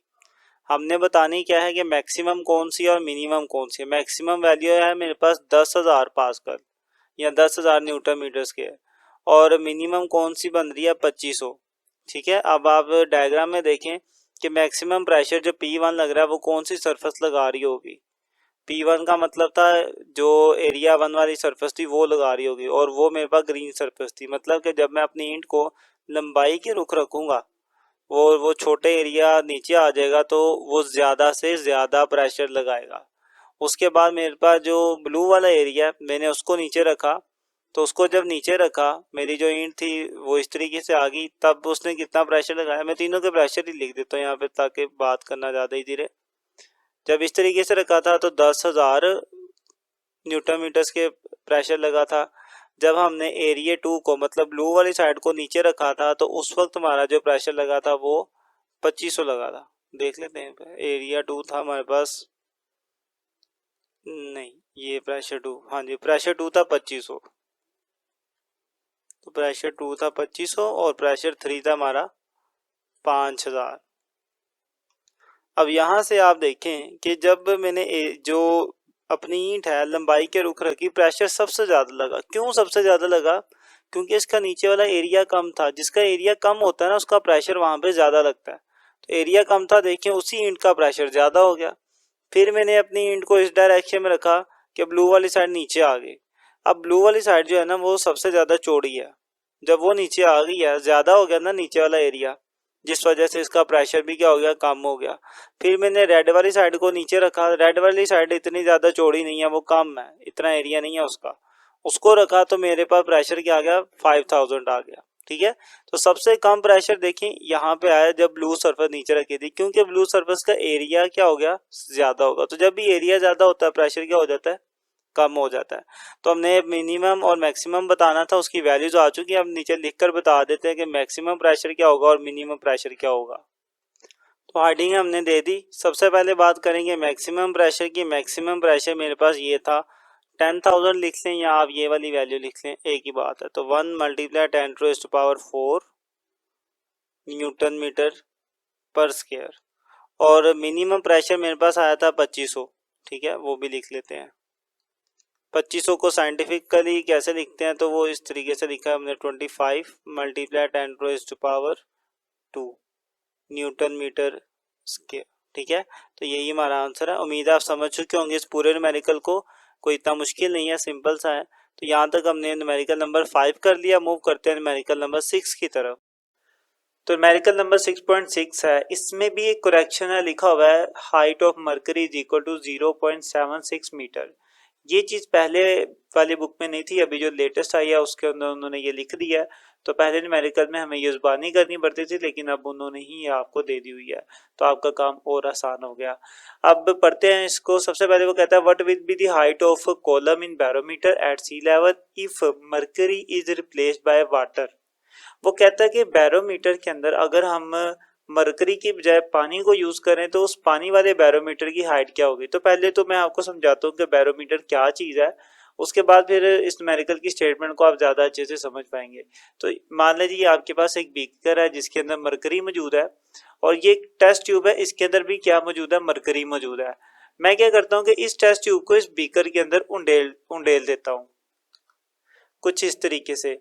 तो जब मैं अपने इस टेस्ट ट्यूब को बैरोमीटर के अंदर उंडेलूंगा तो क्या होगा कि इस टेस्ट ट्यूब के अंदर जो मरकरी है वो नीचे की तरफ आएगी और बीकर में इकट्ठी होकर फिर बीकर वाली जो मरकरी है वो ऊपर की तरफ आ जाएगी। अब यहाँ पर आप देखते हैं कि थोड़ी देर बाद ये मरकरी नीचे आना रुक जाती है। ये क्यों रुकी है, ये सारी की सारी नीचे क्यों नहीं आ गई? उसकी रीजन ये है कि बाहर एयर भी तो मौजूद है ना, हवा का प्रेशर भी मौजूद है, और नीचे से मरकरी भी ऊपर की तरफ प्रेशर लगा रही है। मरकरी ऊपर की तरफ प्रेशर लगा रही है और बाहर जो एयर है उसका भी प्रेशर मौजूद है। तो जब ये रुक जाएगी मरकरी नीचे आना, उसका मतलब ये होगा कि जितना प्रेशर मरकरी लगा रही थी बेसिकली वो किसके बराबर हो गया, जितना बाहर एयर का प्रेशर है। तो ये दोनों प्रेशर बराबर हो चुके हैं, इस वजह से ये मरकरी मजीद ऊपर नहीं आ रही। तो इस पॉइंट पर हमने इसकी हाइट मेजर की मरकरी की कॉलम की, तो हमारे पास जो हाइट आई वो आई 0.760 मीटर। ये तो खुद भी दी हुई है और ये जुबानें भी हमें पता होनी चाहिए क्योंकि हमने टॉपिक में भी ये चीज़ पढ़ी है। इतनी इसकी हाइट आई। अब वो न्यूमेरिकल के अंदर ये कह रहा है कि इसमें तो हमने मरकरी यूज़ किया है ना, अगर आप मरकरी ना यूज़ करें, मरकरी की जगह वाटर को यूज़ करें, तो तब कितनी हाइट होगी आपकी इस बैरोमीटर की। तो मैं अब अपने इस वाटर वाले अगर बैरोमीटर को बनाता हूँ तो सेम उसी तरीके से पानी नीचे आएगा बीकर में, और पानी बीकर का जो लेवल है पानी का वो इंक्रीज हो जाएगा, और कुछ टाइम के बाद पानी भी नीचे आना रुक जाएगा, मजीद नहीं आएगा। अब ये जितनी हाइट पे रुका है, हमने यही बताना है कि अगर मरकरी की बजाय हम पानी यूज करते तो पानी वाले बैरोमीटर की कितनी हाइट होगी। ठीक है, तो ये बेसिकली हमने इसकी हाइट बता रही है, वाटर वाले बैरोमीटर की हाइट हमने बतानी है। अब ये नीचे आना क्यों रुका, सेम वही वजह है, क्योंकि यहाँ से पानी ऊपर की तरफ प्रेशर लगा रहा था और ऊपर से एयर का भी प्रेशर है, तो ये दोनों चूंकि बराबर हो जाते हैं एक पॉइंट पर, तो जब बराबर हो जाते हैं फिर ये मजीद कॉलम नीचे की तरफ नहीं आता। इसी को हम बैरोमीटर कहते हैं, जिसकी मदद से हम एयर का प्रेशर मेजर करते हैं। तो अब डाटा लिखते हैं और फिर इसे मेजर कर लेते हैं। तो सबसे पहले चीज़ जो उसने हमें दी हुई है वो हमें डेंसिटी दी हुई है वाटर की। अगर आप स्टेटमेंट में देखें उसने वाटर की डेंसिटी भी दी हुई है, आगे उसने लिखा था, हम पढ़ लेते हैं। Replace by water of density 1000 kilogram per meter cube. तो ये वाटर की डेंसिटी आ गई हमारे पास, उसको हमने लिख लिया। उसके बाद वो आगे कहता है where density of mercury is 13.6 10⁻³ kilogram per meter cube. मतलब डेंसिटी उसने दी हुई है मरकरी की भी, वो भी हमने लिख ली। अब आगे हमने उसने ब्रैकेट के अंदर दी हुई है आपके पास हाइट दी हुई है, मरकरी की हाइट दी हुई है, मतलब मरकरी वाले बैरोमीटर की हाइट दी हुई है, तो वो भी हम लिख लेते हैं। एच एम लिख रहा हूँ, एम का मतलब है मरकरी की हाइट, वो है 0.760 मीटर। हमें फाइंड क्या करना है, हमें फाइंड करना है कि वाटर वाला जो बैरोमीटर होगा उसकी कितनी हाइट होगी। तो उससे मैंने लिख लिया एच डब्ल्यू, मतलब हाइट ऑफ वाटर वाले बैरोमीटर की, वो हमें फाइंड करना है। अब आते हैं सॉल्यूशन की तरफ। अब इसके अंदर एक चीज आप देखें कि जब ये दोनों बैरोमीटर एक पॉइंट पे आके रुक जाते हैं, उसका मतलब क्या होगा कि दोनों का जो प्रेशर है बाहर वाले एयर के प्रेशर के बराबर हो चुका है। मतलब यहाँ पे मरकरी का जो प्रेशर होगा वो किसके बराबर होगा, बाहर वाले एयर के प्रेशर के बराबर होगा, इसलिए ये मजीद ऊपर नहीं आ रही। और यहाँ पर वाटर का जो प्रेशर है वो किसके बराबर हो गया, बाहर वाले एयर के प्रेशर के बराबर हो गई, इसलिए ये मजीद ऊपर नहीं आ रही। क्योंकि दोनों का प्रेशर एयर के प्रेशर के ही इक्वल हुआ है, तो दोनों का प्रेशर फिर क्या होगा, आपस में भी इक्वल होगा। तो मैं ये बात कर सकता हूँ कि जितना प्रेशर मरकरी का है या वाटर का है, उतना ही प्रेशर कितना होगा, मरकरी का होगा। और प्रेशर फाइंड करने का जो फॉर्मूला है, एक तो ये फॉर्मूला होता है ना प्रेशर का, प्रेशर बराबर होता है फोर्स पर यूनिट एरिया, ये वाला यहाँ पर हम यूज नहीं करेंगे। हम यहाँ पे यूज करेंगे जो लिक्विड का प्रेशर फाइंड करने वाला फॉर्मूला हमने बनाया था, वो ये था रो जी एच, मतलब डेंसिटी जी और मल्टीप्लाई बाय एच। इस वाले फॉर्मूले को मैं यहाँ पे अप्लाई करता हूँ, तो वाटर का जो प्रेशर होगा वो बराबर होगा वाटर की डेंसिटी, ग्रेविटेशनल एक्सेलरेशन और वाटर की बैरोमीटर की हाइट बराबर। इसी तरीके से ये मरकरी का जो प्रेशर होगा बराबर होगा मरकरी की density ji as it is, और मरकरी वाले बैरोमीटर की हाइट। अच्छा, जी के साथ एम या डब्ल्यू मैं नहीं लिख रहा क्योंकि ग्रेविटेशनल एक्सेलरेशन दोनों के लिए सेम है। अब चूंकि ये दोनों तरफ सेम सेम है जी, तो जी से जी कैंसिल हो जाएगा। इक्वल के दोनों तरफ अगर वैल्यू सेम हो तो वो कैंसिल हो जाती है, तो ये कैंसिल हो गया, बाकी मेरे पास ये बच गया वाटर की डेंसिटी, वाटर की हाइट, मरकरी की डेंसिटी और मरकरी की हाइट। वैल्यू सारी मौजूद है, लिख देते हैं। वाटर की जो डेंसिटी थी वो हमारे पास थी 1000, तो वाटर की जगह पे आ गया 1000, और वाटर की हाइट तो हमें फाइंड करनी है, तो वो एज इट इज रहेगा। आगे मरकरी की जो डेंसिटी थी वो थी 13.6, 10 की पावर 3 भी था, 3 भी लिख लें, 3.6 10 की पावर 3, 13.6 10 की पावर 3। अब हाइट बात करते हैं, मरकरी की जो हाइट है वो उसने दी हुई है 0.760, तो वो आ जाएगा यहाँ पे 0.760। फर्दर देखें, अब ये दोनों वैल्यूज मल्टीप्लाई हो रही है ना, तो आप 13.6 को मल्टीप्लाई करवा दें 0.760 के साथ, तो जब इन दोनों को मैं मल्टीप्लाई करूंगा तो मेरे पास आएगा 10.336 मल्टीप्लाई, ये जो 10 की पावर 3 थी इसको एज इट इज ही रहने दे, और ये जो 1000 है ये मल्टीप्लाई हो रहा है, इधर आके ये डिवाइड हो जाएगा, तो 1000 आगे इधर डिवाइड हो गया। अब आप चाहे कैलकुलेटर यूज कर लें या वैसे कॉमन सेंस यूज कर लें कि 10 की पावर 3 भी 1000 होता है, उनके भी 1000 है, तो 1000 से 1000 कैंसिल हो गया, सिंपल आपके पास ये बच गया 10.336। आप ये सारा भी लिख लें तब भी ठीक है, बुक में सिर्फ 10.3 तक लिखा हुआ है, इतना भी ठीक है, तो इसमें कोई मसला नहीं, आप सारा भी लिख सकते हैं। तो हाइट ऑफ वाटर इतनी आ गई, इतने मीटर का आपको पानी का जो कॉलम है वो लेना पड़ेगा। अब देखिए कितनी ज्यादा है, 10.36, मतलब तकरीबन आप कह लें कि 10 मीटर लेंथ ही आपको ये टेस्ट ट्यूब लेनी पड़ेगी, 10 मीटर। अब 10 मीटर बहुत ज़्यादा लेंथी होती है, तो इतनी लेंथी ट्यूब हम ले नहीं पाएंगे, इसलिए हम क्या करते हैं कि वाटर नहीं यूज़ करते, मरकरी यूज़ करते हैं। मरकरी की बमुश्किल कोई 1 मीटर तक हमें ट्यूब लेनी पड़ती है, तो वो ईजी काम है एज़ कम्पेयर टू वाटर के लिए 10 मीटर हम लेंथी ट्यूब लें वो मुश्किल काम है, इसलिए हम जब भी बैरोमीटर बनाते हैं तो उसमें मरकरी ही यूज़ करते हैं, वाटर को यूज़ नहीं करते। ये शोर भी है पेपर में आता है, तो आप उसमें इन्हीं बातों को लिख देना। यहाँ तक आपके 6 न्यूमेरिकल हो गए। मूव करते हैं नेक्स्ट न्यूमेरिकल की तरफ। 6.7 इसमें लिखा हुआ है कि suppose in hydraulic brake system of a car, कि किसी कार का हाइड्रोलिक ब्रेक सिस्टम है, जो कि आप डायग्राम में देख सकते हैं। वो कहता है the force exerted normally on it's piston of cross sectional area of 5 centimetre cube is 500 Newton. कि इसके ये जो हाइड्रोलिक ब्रेक सिस्टम है, इसके एक पिस्टन जिसका के एरिया 5 सेंटीमीटर स्क्वायर है, उसके ऊपर कितनी फोर्स हमने लगाई है, 500 न्यूटन की फोर्स लगाई है। आगे वो कहता है what will be the pressure transfer to the brake oil, कि जो ब्रेक की तरफ हमारे पास पिस्टन है उसके अंदर जो सिलेंडर के अंदर जो ऑयल मौजूद है उसके ऊपर कितना प्रेशर ट्रांसफर हुआ है। और फिर वो आगे कहता है what will be the force on the second piston of the area of cross section 20 centimeter square के जो दूसरा आपके पास पिस्टन है उसका जो एरिया है उसके ऊपर आपने कितनी फोर्स लगाई है। तो मैं आपको दोबारा से डायग्राम की मदद से समझाता हूँ कि वो क्या बात कर रहा है। बेसिकली आपके पास ये एक हाइड्रोलिक ब्रेक सिस्टम है जिसमें ये एक पिस्टन है और ये एक पिस्टन है। इसके अंदर आप देख सकते हैं कि यहाँ पर कोई ना कोई लिक्विड हमने कोई ऑयल वगैरह जो ब्लू कलर से रिप्रेजेंट किया ये कोई ऑयल है, ठीक है। और ये हमारे पास होता है हमारे पास पिस्टन, इस पूरे को सिलेंडर कहते हैं और इसके अंदर ये चीज ब्लैक वाली क्या है, ये पिस्टन है। अब ये पिस्टन पे जब हम ब्रेक पे पाँव रखेंगे तो क्या होगा, ये पिस्टन अंदर की तरफ पुश होगा। तो पिस्टन जब अंदर की तरफ पुश होगा तो डेफिनेटली ये क्या लगाएगा, प्रेशर लगाएगा इस लिक्विड के ऊपर। और आपने ये चीज पढ़ी हुई है पास्कल लॉ में कि जो प्रेशर होता है लिक्विड के अंदर वो इक्वली आगे ट्रांसफर हो जाता है। तो जितना प्रेशर यहाँ पे क्रिएट होगा उतना ही प्रेशर क्या हो जाएगा, आगे ट्रांसफर हो जाएगा। तो मेरा जो यहाँ पे प्रेशर क्रिएट हुआ वही प्रेशर यहाँ पे चला गया। अब वो जो प्रेशर यहाँ पे आया उसने क्या किया, ये जो पिस्टन मौजूद है यहाँ पर इसके ऊपर क्या लगाई, फोर्स। और इसके फोर्स लगाने की वजह से क्या होगा, ये जो जो यहाँ पे जो फोर्स लगी उस प्रेशर की वजह से फोर्स क्रिएट हुई, फोर्स ने क्या किया, इस पिस्टन को बाहर की तरफ धकेला। ये बाहर मूव करेगा तो ये जो डिस्क है जो टायर के साथ लगी होती है उसके ऊपर जो ब्रेक शू लगे होते हैं वो प्रेस हो जाएंगे, वो ब्रेक शू डिस्क के साथ लगेंगे और फाइनली जो गाड़ी है वो रुक जाएगी। ये सारा वर्किंग प्रोसेस है। अब जो जो डाटा उसने दिया वो मैं आपको बता देता हूँ कि ये जो आपके पास छोटा पिस्टन है जहाँ पे आप फोर्स लगा रहे हैं इसका उसने आपको क्रॉस सेक्शनल एरिया दे दिया, ये वाला, ठीक है। पिस्टन आपको पता है कि अगर आप इसको फ्रंट साइड से देखें ना ये गोल होता है, तो ये साइड है तो इसलिए आपको ये फ्लैट नजर आ रहा है। तो इसका ये जो एरिया होता है इसे हम कहते हैं क्रॉस सेक्शनल एरिया। तो इस पिस्टन का जो एरिया वो उसने आपको दे दिया हुआ है वो कितना, 5 सेंटीमीटर स्क्वायर। तो एरिया हमारे पास है जी 5 सेंटीमीटर स्क्वायर।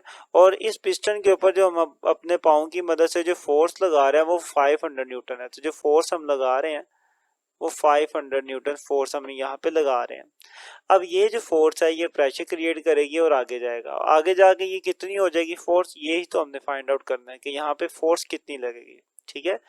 इस वाली फोर्स को आप F1 कह लें और इस वाले एरिया को A1 कह लें। तो ये जो फोर्स हमने फाइंड करनी है इसे हम F2 कह देते हैं। और ये जो आपके पास पिस्टन है इस वाले पिस्टन का जो क्रॉस सेक्शनल एरिया है वो उसने आपको दिया हुआ है। इस वाले पिस्टन का क्रॉस सेक्शनल एरिया है 20 सेंटीमीटर स्क्वायर। तो इसका जो एरिया है वो है 20 सेंटीमीटर स्क्वायर। इसके एरिया को मैं A2 कह देता हूँ। आपने ये भी बताना है कि यहाँ पे प्रेशर कितना होगा, ठीक है, और फोर्स का भी बताना है। तो फोर्स हमने लिख लिया और प्रेशर भी लिख लेते हैं कि हमें प्रेशर भी यहाँ पे कैलकुलेट करना है कि इस साइड पे प्रेशर कितना होगा। प्रेशर के साथ 2 लिख लो 1 लिख लो कोई फर्क नहीं पड़ेगा। उसकी रीजन पता क्या है, आप प्रेशर इस वाले डाटा को यूज करके भी निकाल सकते हैं और आप प्रेशर इस वाले डाटा को यूज करके भी निकाल सकते हैं। प्रेशर दोनों साइडों पे सेम होगा क्योंकि पास्कल लॉ में यही हमें चीज पता चली है कि लिक्विड जो है वो प्रेशर इक्वली आगे ट्रांसफर करता है। तो जितना प्रेशर यहाँ पे क्रिएट होगा उतना ही प्रेशर इस वाले सिलेंडर में भी क्रिएट होगा। तो आप यहाँ से भी प्रेशर फाइंड कर सकते हैं और यहाँ से भी कर सकते हैं। तो पहले अपने डाटा लिख लेते हैं, उसके बाद ये सारा काम करेंगे, इन सब चीज़ों को फाइंड करेंगे। तो पहले डाटा लिख लेते हैं। सबसे पहले चीज़ उसने मुझे एरिया दिया हुआ था वो 5 सेंटीमीटर था, वो हमने लिख लिया। देन उसने मुझे बताया था कि फोर्स लग रही है 500 न्यूटन, वो भी हमने लिख ली। उसके बाद दूसरे पिस्टन का जो एरिया था वो दिया हुआ था 20 सेंटीमीटर स्क्वायर, वो भी हमने लिख लिया। तो डाटा सारा लिख लिया। फाइंड पे चलते हैं।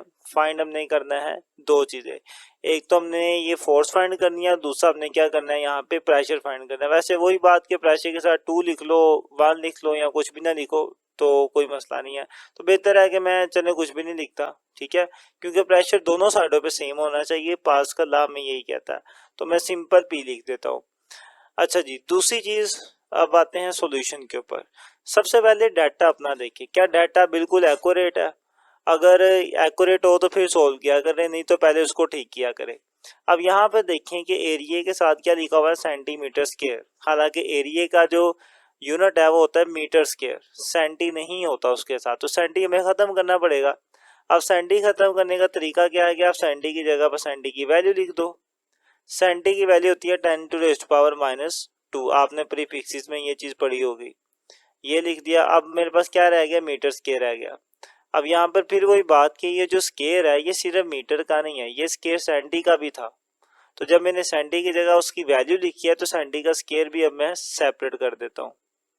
ठीक है, तो ये स्क्वायर दोनों के ऊपर था, सेंटी के ऊपर भी था और मीटर के ऊपर भी था। तो सेंटी के ऊपर भी आ गया और मीटर के ऊपर भी आ गया। अब इसको थोड़ा सा मजीद कर लें तो 5 मल्टीप्लाई पावर्स मल्टीप्लाई हो जाती है तो 2⁴ हो जाएगा, 10⁻⁻4 मीटर स्क्वायर। ये मुकम्मल तौर पे सॉल्व हो गया। फोर्स हमारी न्यूटन में या न्यूटन में ही होनी चाहिए थी क्योंकि इसका यूनिट ही न्यूटन है। इस वाले एरिया को भी कन्वर्ट कर लेते हैं हम अपने मीटर स्क्वायर में, सेम उसी मेथड से 20 as it is multiply centi की वैल्यू वो -2 है, 10⁻⁻²। अब ये जो स्क्वायर है ये इसकी पावर के साथ भी आएगा और साथ में मीटर स्क्वायर मेरे पास एज इट इज। तो 20 मल्टीप्लाई 10, ये 2 से मल्टीप्लाई होगा 2⁴ तो -4 हो जाएगा और साथ में आ गया मेरे पास मीटर स्क्वायर आ गया। ओके, तो इस तरीके से हमने अपना डाटा बिल्कुल ठीक कर लिया। ये भी देखिए मीटर स्क्वायर में आ गया इसका यूनिट और फोर्स तो है ही न्यूटन में, वो पहले ठीक थी। अब आते हैं सॉल्यूशन की तरफ।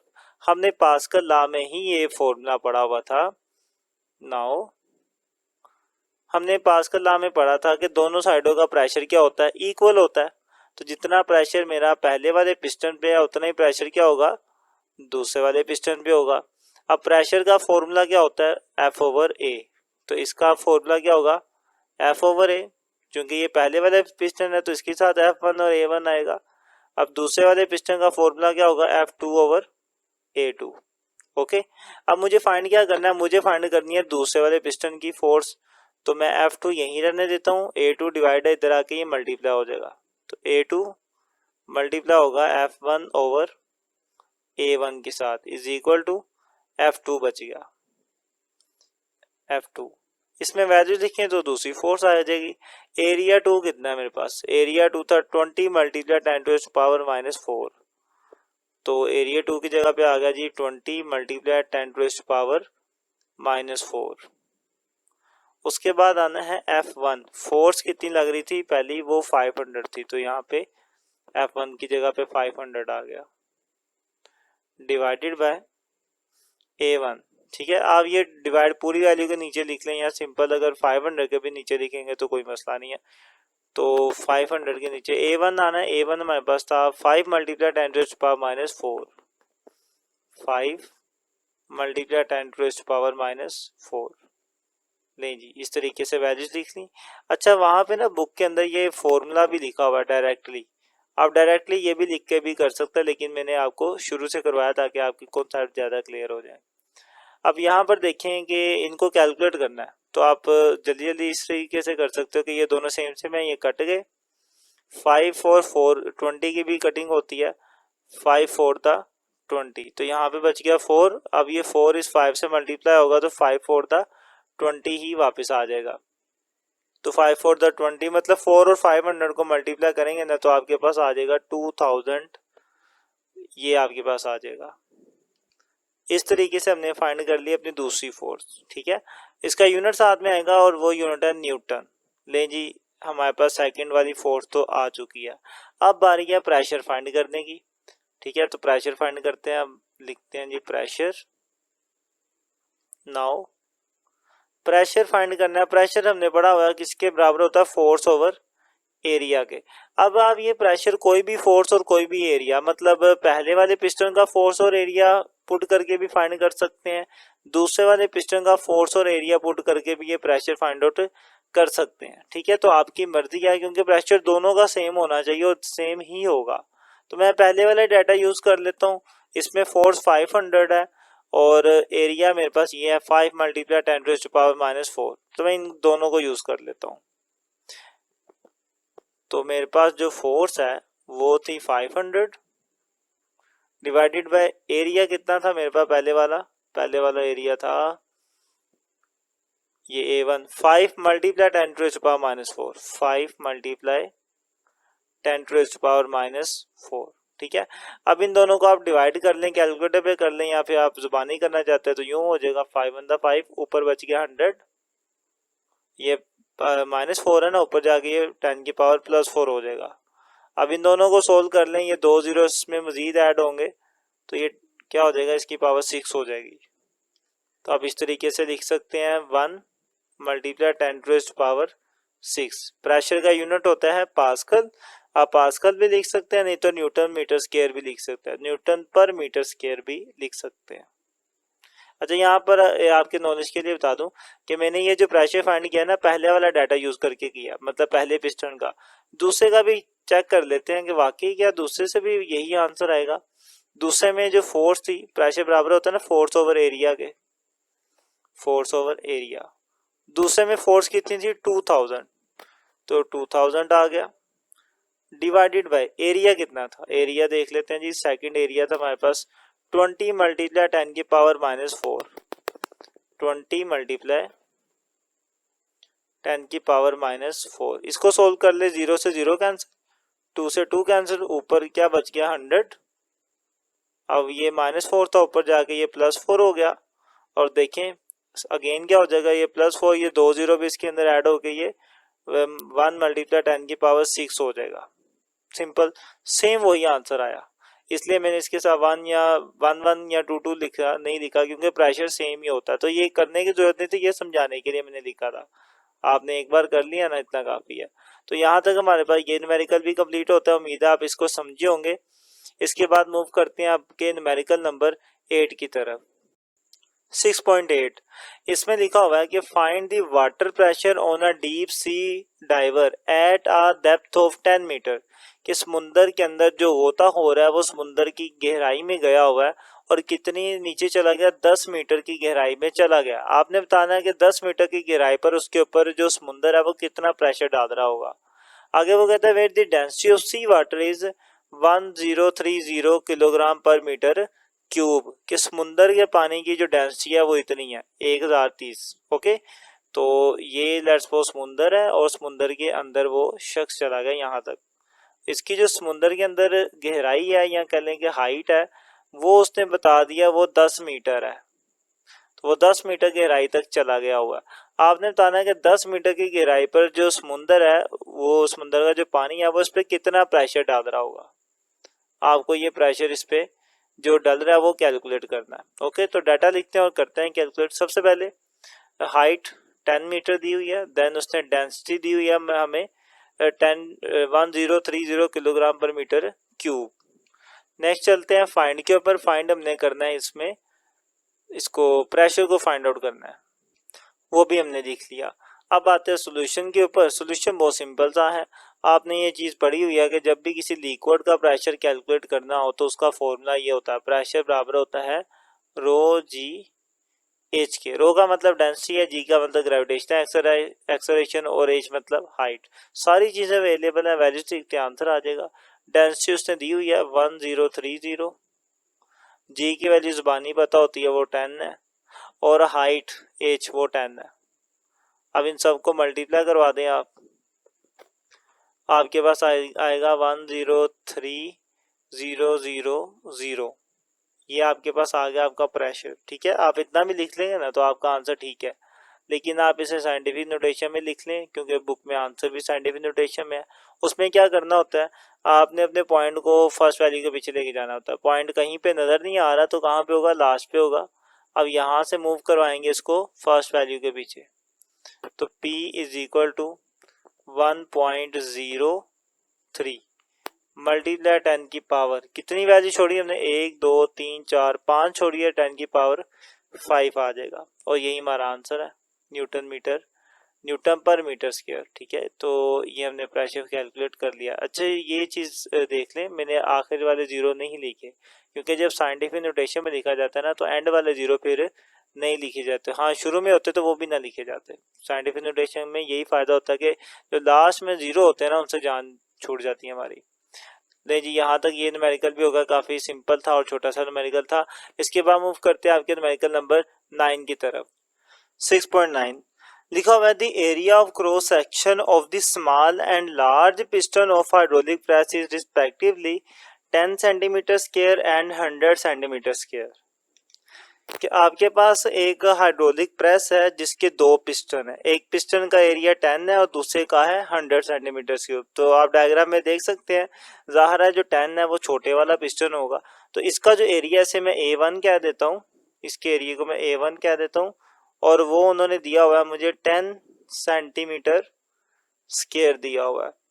और जो दूसरा पिस्टन है इसके एरिया को मैं A2 कह देता हूँ, और वो हमारे पास है 100 सेंटीमीटर स्क्वायर। ठीक है, ये वो पिस्टन है जिसका ये एरिया है, और यहाँ पर ये वो पिस्टन है जिसका एरिया उन्होंने दिया हुआ है। आगे वो कहता है what force should be exerted on the small piston in order to lift a car of weight 4000 newton. वो कह रहा है कि 4000 न्यूटन की ये जो कार है, 4000 न्यूटन की ये जो कार है, इसे आपने उठाना है। तो उठाने के लिए आपको इस छोटे से पिस्टन पर कितनी फोर्स लगाना पड़ेगी, समझे? तो आपको ये फाइंड आउट करना है कि आपको इस पिस्टन पे फोर्स कितनी लगानी है। तो ये चूंकि पहले वाला पिस्टन है, इसके एरिया को A1 का है, तो इसकी फोर्स को मैं F1 कह देता हूँ। F1 मुझे फाइंड आउट करनी है। और आपको पता है कि जो वेट होता है वो फोर्स के इक्वल होता है। तो ये वैसे तो मुझे उसने कार का वेट दिया हुआ है, लेकिन वेट और फोर्स एक ही बात है। तो मैं इससे क्या कह सकता हूँ कि मेरे दूसरे पिस्टन पे जो फोर्स है वो 4000 न्यूटन की फोर्स है, और इस फोर्स को मैं F2 कह देता हूँ क्योंकि दूसरे पिस्टन के ऊपर है। अब यही सारा डाटा यहाँ पे लिख लेते हैं। पहली चीज, एरिया दिया हुआ था 10 सेंटीमीटर स्क्वायर, वो हमने लिख लिया। उसके बाद एरिया था मेरे पास 100 सेंटीमीटर स्क्वायर, वो भी लिख लिया। देन उसने बताया था कि यहाँ पे कितनी फोर्स है, वो 4000 न्यूटन है। उसने वैसे फोर्स का वर्ड तो नहीं यूज किया, वेट का किया, लेकिन हम जानते हैं कि वेट और फोर्स एक ही बात है, तो इसलिए हमने इसके वेट को F2 कह दिया। फाइंड हमने क्या करना है, फाइंड हमने ये करना है कि ये जो 4000 न्यूटन की कार है, इसको उठाने के लिए हमें फोर्स कितनी लगाना पड़ेगी। तो F1 हमें फाइंड आउट करना है। तो उस चीज को भी हमने लिख लिया कि F1 हमें फाइंड आउट करना है। सॉल्यूशन पे जाने से पहले डाटा आपको देखना पड़ेगा क्या वो ठीक है। अगेन वही चीजें जो पहले वाले न्यूमेरिकल में भी की हैं हमने, कि यहाँ पे एरिया का यूनिट है सेंटीमीटर स्क्वायर, जो कि नहीं होना चाहिए।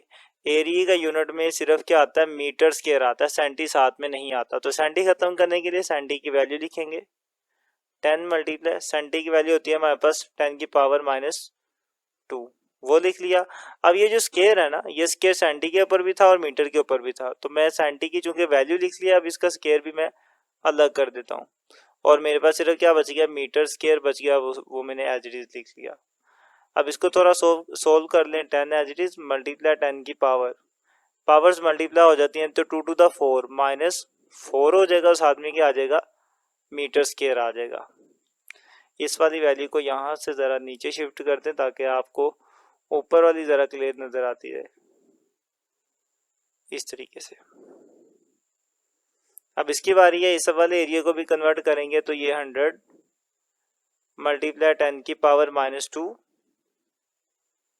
इसके बाहर भी स्क्वायर आएगा। क्यों स्क्वायर आएगा, क्योंकि सेंटीमीटर का स्क्वायर है ना, स्क्वायर दोनों का है, सेंटी का भी है, मीटर का भी है। सेंटी की वैल्यू लिखी है तो सेंटी का स्क्वायर भी लिखेंगे। आगे रह गया मेरे पास metre square as it is.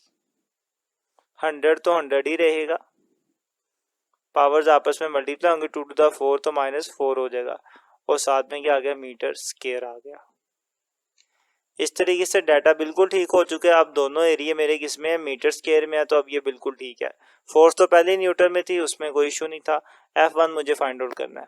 तो अगर हम अपना यूज करें यहाँ पे पास्कल लॉ, तो पास्कल लॉ क्या कहता है कि किसी भी लिक्विड में जो प्रेशर क्रिएट होता है वो इक्वली ट्रांसफर होता है। मतलब कि जितना प्रेशर इस वाले पिस्टन पर क्रिएट हो रहा होगा, उतना ही प्रेशर क्या होगा, इस वाले पिस्टन पे होगा। तो मैं ये बात कर सकता हूँ कि जितना प्रेशर मेरे पहले वाले पिस्टन पर है, उतना ही प्रेशर क्या होगा, दूसरे वाले पिस्टन पे होगा। अब प्रेशर का फॉर्मूला अप्लाई करते हैं। प्रेशर बराबर होता है फोर्स ओवर एरिया के। फोर्स मेरे पास यहाँ पे F1 है, एरिया भी क्या है, A1। इसका यहाँ पे भी यही फॉर्मूला लगेगा, F ओवर A, लेकिन चूंकि ये दूसरे वाले पिस्टन का प्रेशर है तो यहाँ पे F2 आ जाएगा और A के साथ भी A2 आ जाएगा। मुझे वैल्यू फाइंड करनी है F1 की। F1 यहाँ पर है तो इसको इधर ही रहने दे, A1 डिवाइड है, ये उधर जाके मल्टीप्लाई हो जाएगा। तो F1 as it is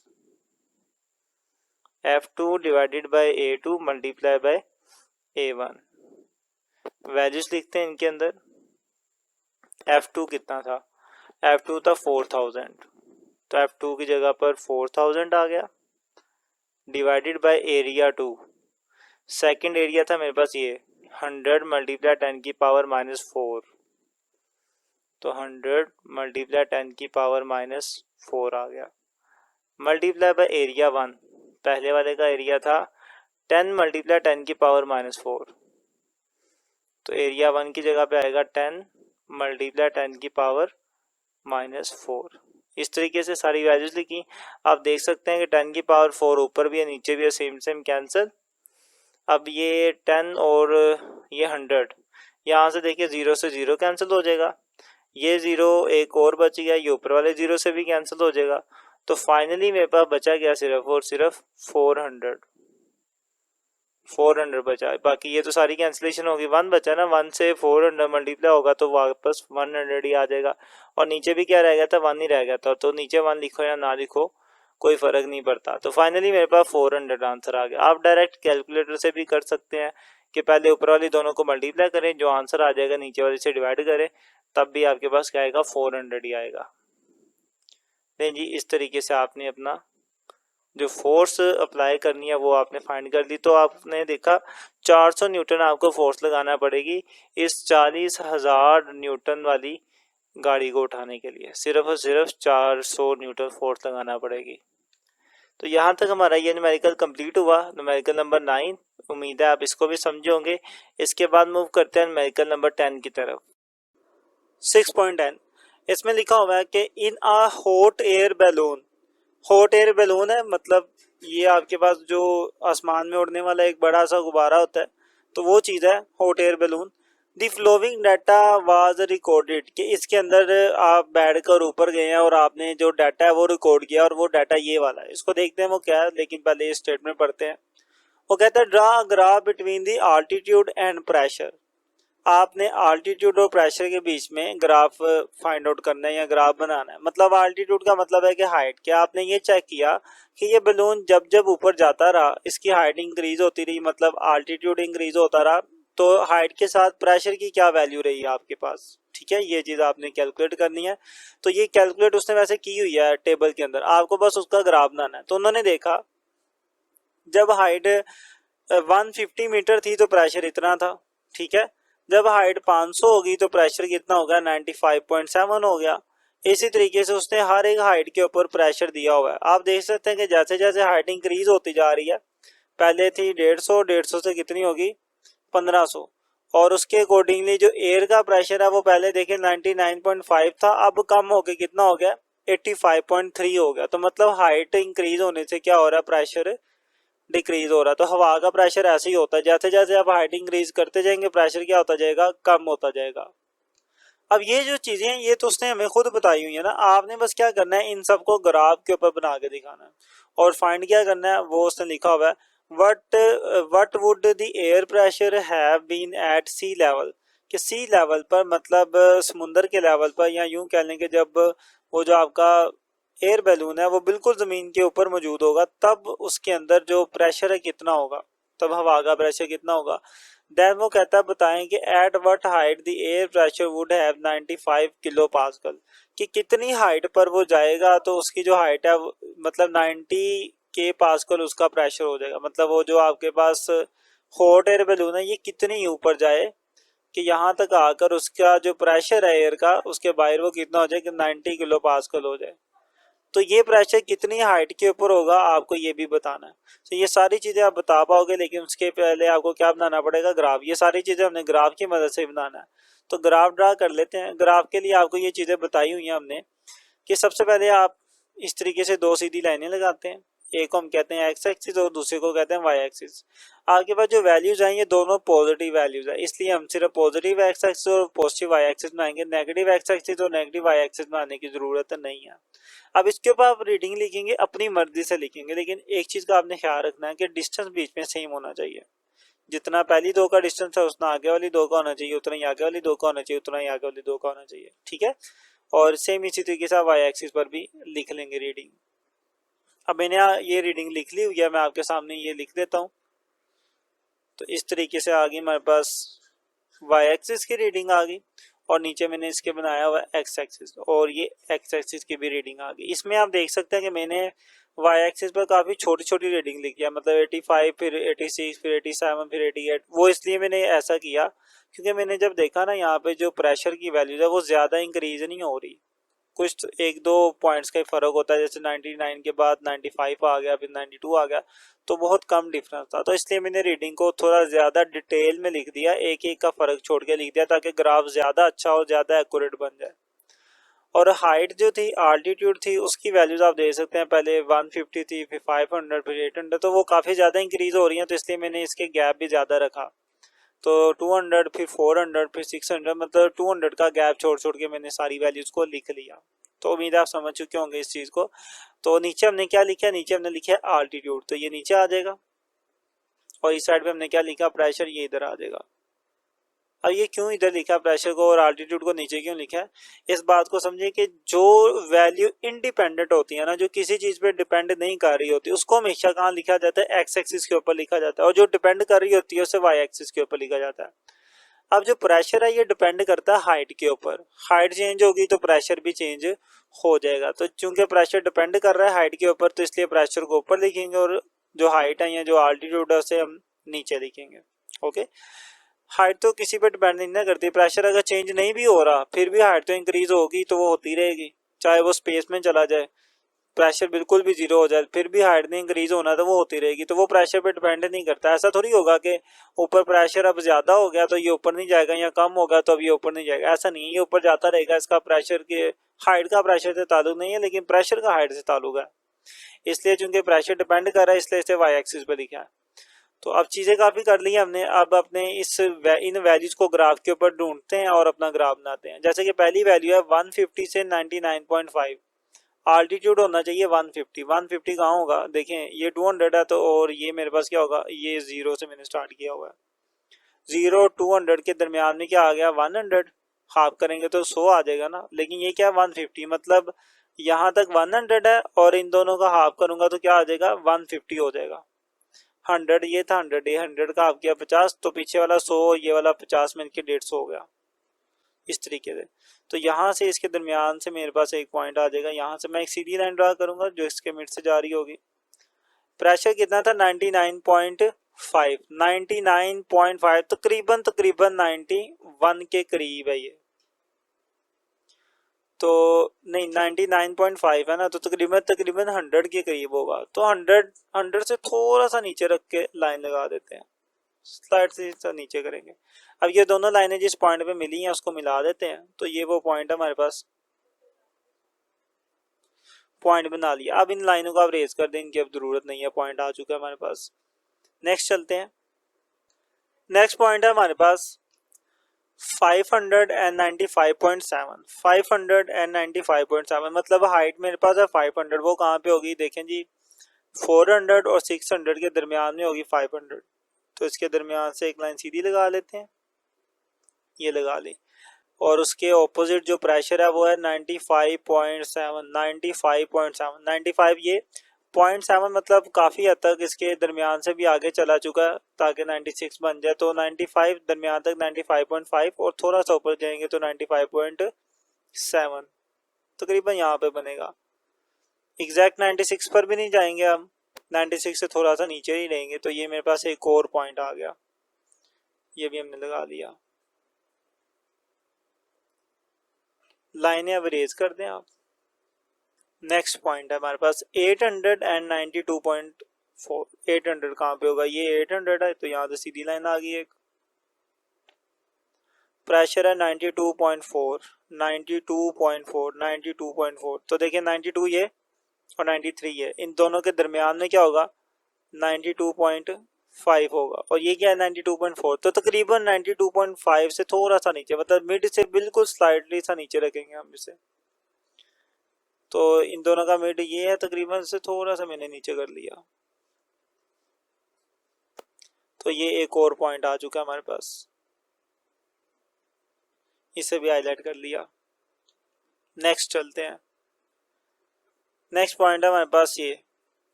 1140 and 88.9। 1140 मतलब 1140। 1100 कहाँ पे होगा देखें, 1000 और 1200 के दरमियान में क्या होगा 1100।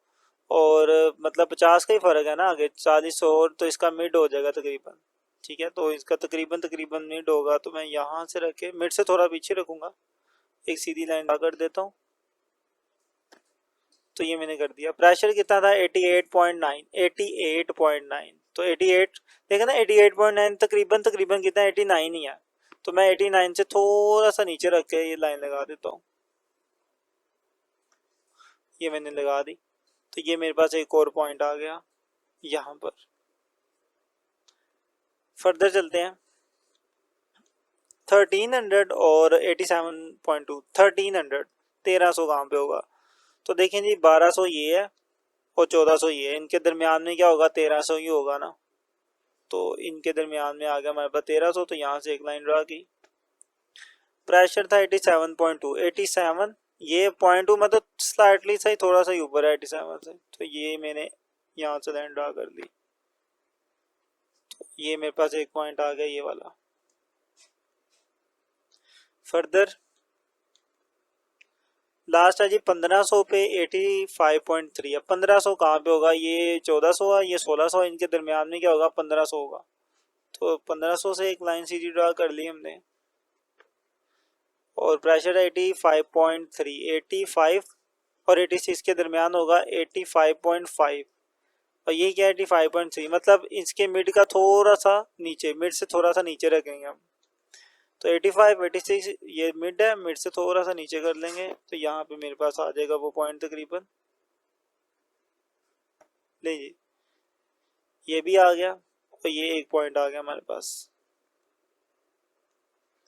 अब इन लाइनों को भी हम रेज कर देते हैं, इन सबको मिला दें तो आपका बन जाएगा ग्राफ। तो मिलाने के लिए मैं एक स्केल यूज करूंगा, स्केल ले आते हैं। तो ये मैंने स्केल एडजस्ट कर लिया पॉइंट्स के अकॉर्डिंगली। अब यहाँ पे लगा लेते हैं लाइन, तो ये मैंने लगा ली लाइन। इसमें एक चीज़ आप गौर कर रहे होंगे कि बाकी तो चले पॉइंट जो है वो तकरीबन तकरीबन इस लाइन के करीब करीब ही हैं। ये जो पॉइंट है ये कुछ ज़्यादा ही बाहर निकला हुआ है, इसको ज़रा देख लेते हैं, शायद हमने ठीक से ड्रा ना किया हो। ये जो है ये 800 के ऊपर है ये पॉइंट। ठीक है, आप देख सकते हैं कि ये किसके ऊपर है 800 के ऊपर है। तो यहाँ से देखें 800 के अगेंस्ट में क्या था 92.4। तो क्या ये 92.4 पे लगा हुआ है यहाँ पर, नहीं ये 93 पे लग गया हमसे। तो इसको ठीक करते हैं, इसको दोबारा ड्रा करेंगे 800, ये हो गया यहाँ से सीधी लाइन। और उसके आगे 92.4 देखिए 92 और 93 इनका दरमियान क्या होगा 92.5 होगा, लेकिन ये क्या है 92.4, तो तकरीबन दरमियान से थोड़ा सा नीचे ही कुछ होगा ये पॉइंट। तो यहाँ से ही आएगा, पहले हमने 93.4 समझ के लगा दिया शायद, तो 92.4 तो 92 मिड से थोड़ा सा नीचे, और ये मेरे पास पॉइंट आ गया मेरा। तो आप देख सकते हैं कि अब बिल्कुल ये लाइन के ऊपर आ चुका है ये पॉइंट भी। इस तरीके से हम इसका बनाएंगे ग्राफ। तो उम्मीद है आप समझे होंगे कि ये कैसे बना ग्राफ। और ये देख रहे हैं कि सारे तकरीबन लाइन के ऊपर ही हैं। हाँ थोड़ा सा फर्क आता है वो इसलिए क्योंकि ये इतना भी, हम आपको देख रहे हैं कि पॉइंट के अंदर जो वैल्यूज है वो थोड़ा सा हम अंदाजे से लगाता है, जिस वजह से थोड़ा सा ये ऊपर नीचे हो जाता है, लेकिन ये बिल्कुल ओके है, ये चलता है इतना। ठीक है, आपने घबराना नहीं है, थोड़ा सा इसको बड़ा कर देना बस, ठीक है, इतना टच होनी चाहिए लाइन को, बाकी ठीक है, जरूरी नहीं है बिल्कुल ऊपर भी हो, थोड़ा सा फर्क तो आता ही है। ये जो चीज़ आ गई, अब आते हैं इन दो पॉइंट्स के ऊपर जो हमने फाइंड करने हैं। पहले में वो कहता है कि what would the air pressure have been at sea level, कि सी लेवल के ऊपर एयर प्रेशर कितना होगा। देखिए सी लेवल जो होता है, आपको यहाँ पे लिख के दिखाते हैं, ये स्केल में रिमूव कर दूं, स्केल रिमूव कर दिया। अब चूंकि हमने वो पहले वाला पॉइंट करना था जिसमें हमने हाइट बतानी है, तो वो मैंने यहाँ पे लिख लिया at sea level altitude is 0, कि अगर हम समुंदर के लेवल पर प्रेशर बताना चाह रहे हैं तो वहां पे हाइट तो क्या हो जाएगी 0 हो जाएगी। समुंदरी लेवल मतलब आप बिल्कुल जमीन के ऊपर ही मौजूद है, तो हाइट क्या होगी आपकी 0 होगी। तो जब हाइट 0 हो जाती है तब आपका प्रेशर कितना होगा, ग्राफ से देखते हैं। ये लाइन जहाँ पे, अच्छा ये जो हाइट 0 होगी ना आपकी, आल्टीट्यूड क्या हो गया 0 होगा। आल्टीट्यूड 0 कहाँ पे होगा, आल्टीट्यूड की 0 वैल्यू यहाँ पे थी, मिड पे थी। अब मैं ये देखता हूँ कि ये जो 0 वाली लाइन है यहाँ पे प्रेशर क्या है, तो मैं जब इस लाइन से सीधा ऊपर मूव करूंगा तो देखूंगा कि जो मेरा ग्राफ है वो यहाँ पर इस लाइन को कट कर रहा है। तो मतलब इतना ही प्रेशर होगा सी लेवल पर। तो ये कट कर रहा है जी 101 पॉइंट के ऊपर, इस पॉइंट पे इसने कट किया। तो सी लेवल पे मेरा प्रेशर कितना होगा 101। लेकिन साथ में यूनिट क्या लिखूंगा मैं, किलो पास्कल लिखूंगा। उसकी क्या रीज़न है कि ये भी जो थ्योरम मेरे पास वैल्यूज आप देख सकते हैं ग्राफ के अंदर, ये सारी वैल्यूज किलो पास्कल में दी हुई थी। तो इसलिए ये वाली वैल्यू भी क्या होगी, किलो पास्कल में होगी। अब इसको थोड़ा सोल्व कर लें आप, क्योंकि बुक में भी सोल्व किया हुआ है। 101 किलो की जगह वैल्यू लिखे 10 की पावर 3। किलो की पावर, किलो का यही प्रीफिक्स है ना, इसकी पावर 10 की पावर 3 होती है किलो। आप इसको थोड़ा सा साइंटिफिक नोटेशन में लिख लें। कैसे करेंगे साइंटिफिक नोटेशन में कि इसका पॉइंट कहाँ पे है, कहीं नहीं है, तो पॉइंट इसका होगा लास्ट पर। यहाँ से पॉइंट को फर्स्ट वैल्यू के पीछे लेके जाएं, तो 1 के पीछे आ जाएगा ये वो पॉइंट। तो 1 पॉइंट इधर आ गया और बाकी क्या रह गया, 0 1 बच गया। 0 1 मल्टीप्लाई 10 की पावर, तो मैं चूंकि दो वैल्यूज आगे गया हूं ना, तो 10 की पावर 2 आ जाएगा। अब ये वाला जो 10 की पावर 3 है, ये कहाँ पे गया, ये कहीं पे नहीं गया, ये एज इट इज रहेगा। अगले स्टेप में ये दोनों जमा हो जाएंगी, क्योंकि ये चीज़ आपने मैथ में भी पढ़ी होगी कि जब बेस सेम होती है तो पावर्स क्या हो जाती हैं, जमा हो जाती हैं। तो 10 को एक बार लिखूंगा मैं, बेस एक बार लिखी जाती है, पावर जमा हो जाएंगी। 2 + 3 5 हो जाएगा। तो पहले वाले हिस्से का तो आंसर आ गया कि सी लेवल पे कितना प्रेशर होगा, इतना प्रेशर होगा, ये तो हमने बता दिया। अब बात करते हैं सेकंड पॉइंट की।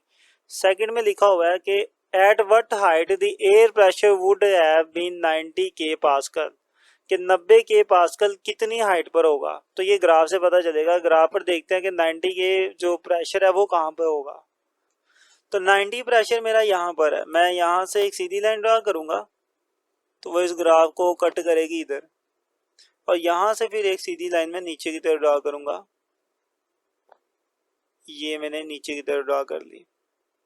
ओके, तो अब यहाँ पे जो मेरे पास हाइट है, ये मैंने बतानी थी कि 90 पास्कल पर या 90 किलो पास्कल पर कितनी हाइट होगी। तो वो हाइट मुझे यहाँ से पता चलेगी। अब ये कितनी हाइट है ये आपको बता देते हैं। तो देखिए यहाँ तक तो होगी 1000। 1000 का मिड होता तो 1050 हो जाते। ये मिड से थोड़ा सा पीछे है तो थोड़ा सा कम ही होगा ना। तो अब यहाँ पे अंदाजा आप क्या लगा सकते हैं कि 1030 भी हो सकती है, 1020 भी हो सकती है, और 1040 भी हो सकती है। पूरी 1050 ही होगी, क्योंकि 50 पे होता है ये बिल्कुल मिड पे कट करता है, लेकिन ये थोड़ा सा पीछे है मिड पे। मैं इसको जरा क्लियर करके आपको दिखाता हूँ।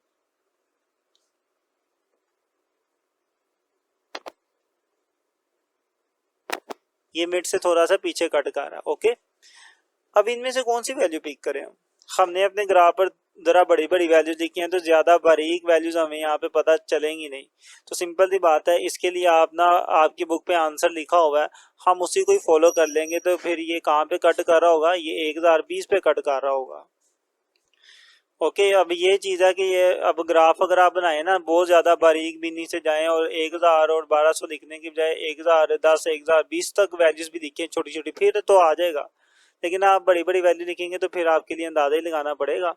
अब इतनी छोटी हम लिख नहीं पाएंगे, ग्राफ बहुत बड़ा हो जाएगा। तो सिंपल सी बात है कि आपको ये वैल्यू जुबानी याद करना पड़ेगी कि इस वाले न्यूमेरिकल में जो हाइट आती है, ग्राफ से वैसे समझ भी आ रही है कि ये जो पॉइंट है ये तकरीबन 1020 या 30 वाली होगा, 40 वाला भी नहीं हो सकता। 40 वाला भी तकरीबन मिड पे आ जाता, लेकिन ये मिड से पीछे है तो 20 या 30 होगा। तो बुक में आंसर 20 है, तो फिर डेफिनेटली ये पॉइंट मेरे पास क्या होगा, 1020 वाला ही होगा। तो अब इसी चीज को हम यहाँ पे लिख देते हैं कि altitude at pressure 90 k pascal, के 90 के पास्कल पर, 90,000 पास्कल पर कितनी हाइट होगी, 1020। तो वो हमने लिख दी, वो हमारे पास आती है 1020 मीटर। इसको आप साइंटिफिक में भी लिख सकते हैं। तो पॉइंट इधर है, फर्स्ट वैल्यू के पीछे जाएगा। जिसका पॉइंट कहीं नजर ना आ रहा हो लास्ट पे होता है, तो लास्ट से हम कहाँ लेके जाएंगे, फर्स्ट वैल्यू के पीछे लेके जाएंगे। तो फर्स्ट वैल्यू के पीछे 1 पॉइंट इधर आ गया, 0 2। जब साइंटिफिक नोटेशन में लिखते हैं तो एंड वाले 0 नहीं लिखते, तो मैं नहीं लिखूंगा ये 0। फिर मल्टीप्लाई लिखते हैं, 10 लिखते हैं। जितनी वैल्यूज हमने छोड़ी होती है वो 10 की पावर बन जाती है। 3 छोड़ी है तो 10 की पावर क्या आ जाएगी, 3 आ जाएगी। साथ में मीटर लिखा हुआ है तो इधर भी मीटर आ जाएगा। ओके, ले जी, यहाँ तक हमने इसका ये सारा न्यूमेरिकल कर लिया। उम्मीद है कि आप समझ चुके होंगे इस आंसर को भी। ग्राफ अच्छे से बनाइएगा इसका। इसके बाद मूव करते हैं आपके न्यूमेरिकल नंबर 11 की तरफ। 6.11 इसमें लिखा हुआ है if the pressure in a hydraulic press is increase by an additional 10 Newton पर सेंटीमीटर स्क्वायर, मतलब इतना प्रेशर हम मजीद लगा रहे हैं उस हाइड्रोलिक प्रेस के ऊपर।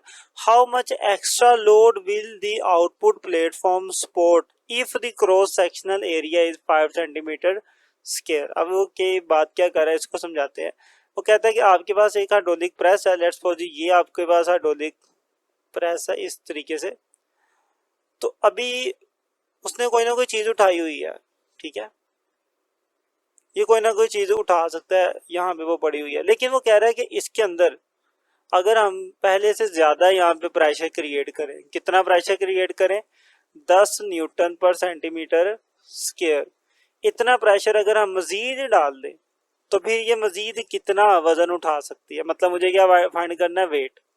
ओके, और क्रॉस सेक्शनल जो एरिया वो उसने आपको बता दिया हुआ, वो है 50 सेंटीमीटर स्क्वायर।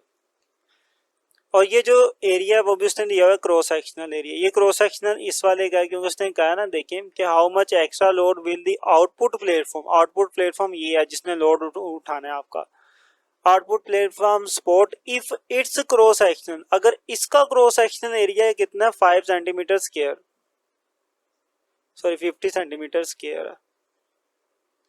तो इसका आपको उसने क्रॉस सेक्शनल एरिया दे दिया हुआ है और यहाँ से जो प्रेशर आप लगा रहे हैं वो भी उसने आपको दे दिया हुआ है। आपको ये फाइंड करना है ये कितना वेट उठा सकते हैं, मतलब आपको ये फाइंड करना है कि यहाँ पे मजीद कितनी फोर्स लगेगी। वेट फाइंड करने का मतलब यही है कि आपने क्या फाइंड करनी है, फोर्स।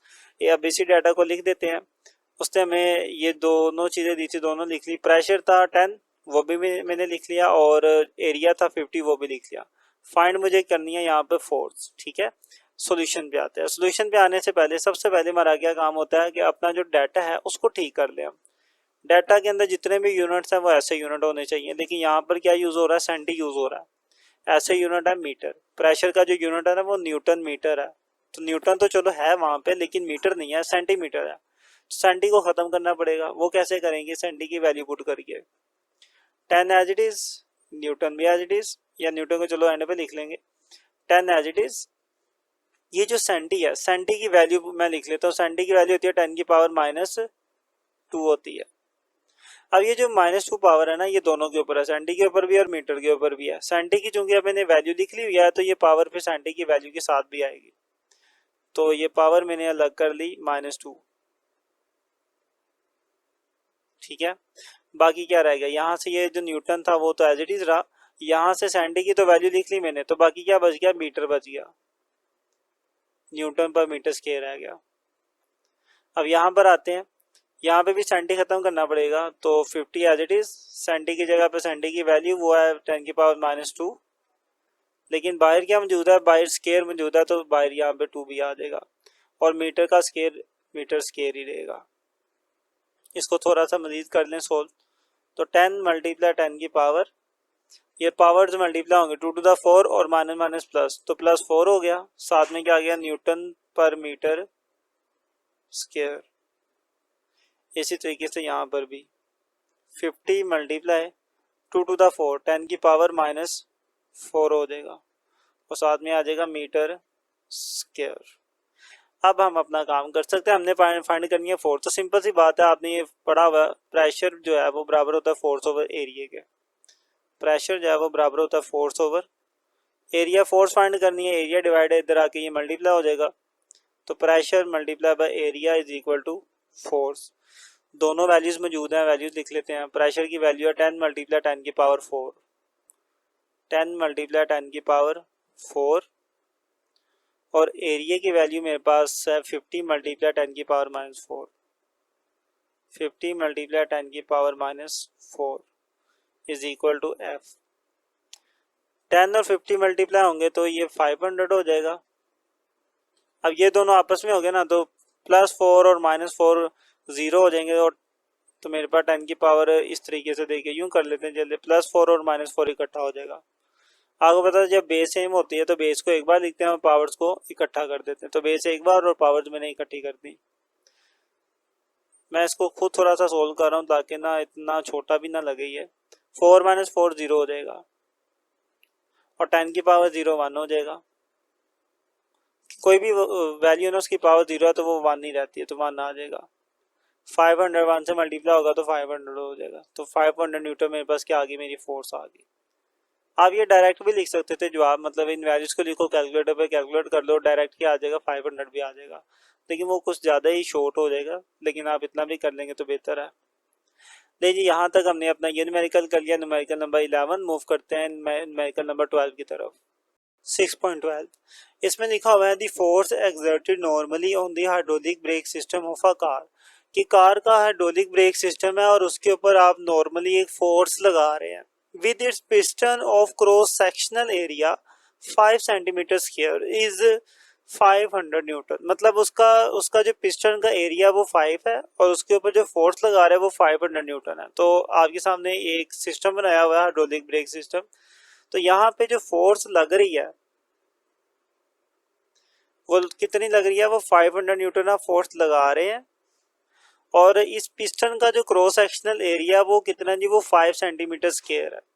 तो cross sectional area 5 centimetre square, ये चीज भी इसको नीचे लिख लेते हैं कि एरिया हमारे पास है इसका 5 सेंटीमीटर स्क्वायर, ये हमारे पास फोर्स है।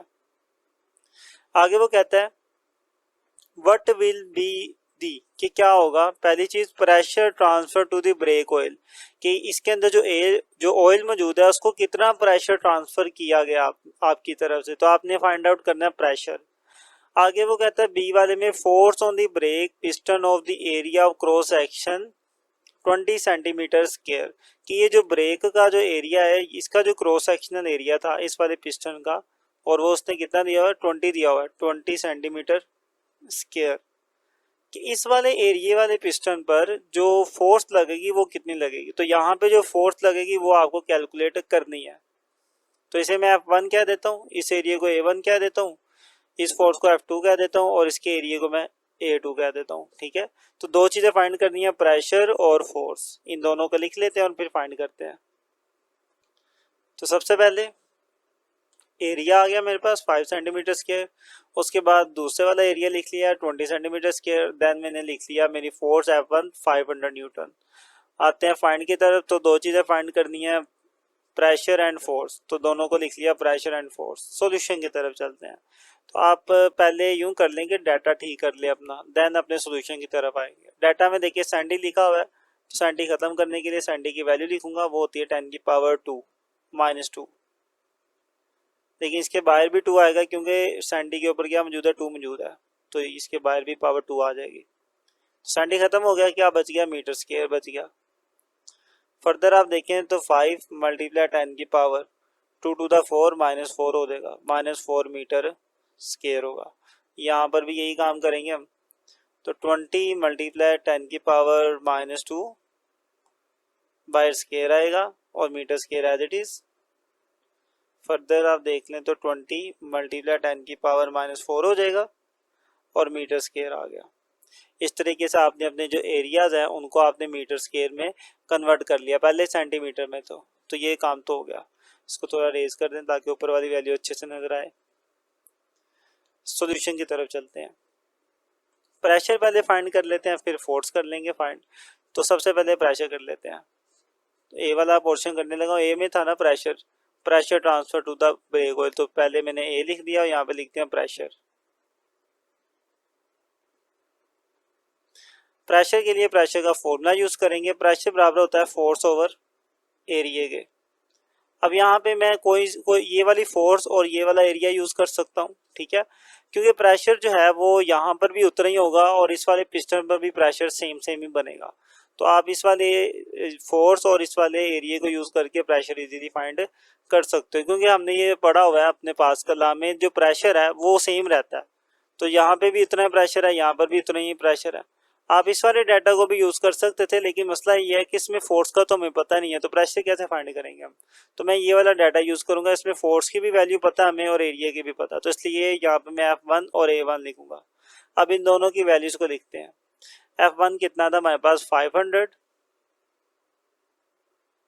डिवाइडेड बाय A1 कितना था, A1 था 5 मल्टीप्लाई 10 की पावर -4, 5 मल्टीप्लाई 10 की पावर -4 आ गया। अब आप इसे कैलकुलेट करें, सिंपल कैलकुलेटर पर ऊपर वाली वैल्यू लिखें, मल्टीप्लाई फिर ब्रैकेट के अंदर सारी नीचे वाली वैल्यू लिख दें और देन बराबर दबा दें, आपके पास आपका आंसर आ जाएगा। नहीं तो आप इसे मैनुअली भी कर सकते हैं, खुद भी कर सकते हैं अपने माइंड से। जैसे 5 वन द 5, तो ऊपर क्या बच गया 100, ये वाला 1 और ये 2 0, 100 बच गया। ये -4 है, ऊपर जाके ये +4 हो जाएगा। इस तरीके से भी आप कर सकते हैं। मजीद आप देखेंगे ये 2 0 है ना, पॉइंट इधर से मैं आगे लेके जाऊंगा तो 2 वैल्यू छोड़ के आगे जाऊंगा तो इसकी पावर में क्या इंक्रीज हो जाएगा, 2 इंक्रीज हो जाएगा। तो 1 मल्टीप्लाई 10 की पावर 4 है, तो अब क्या हो जाएगा 6 हो जाएगा। 2 0 भी इसके अंदर ऐड हो गए। वैसे 0 तो कहना अच्छी बात नहीं है, 2 डिजिट्स हम चूंकि पॉइंट को आगे मूव करवाया इसलिए इसकी पावर में 2 का इजाफा होगा। और 0 को फिर बाद में नहीं लिखेंगे, एंड वाले 0 नहीं लिखे जाते साइंटिफिक नोटेशन में।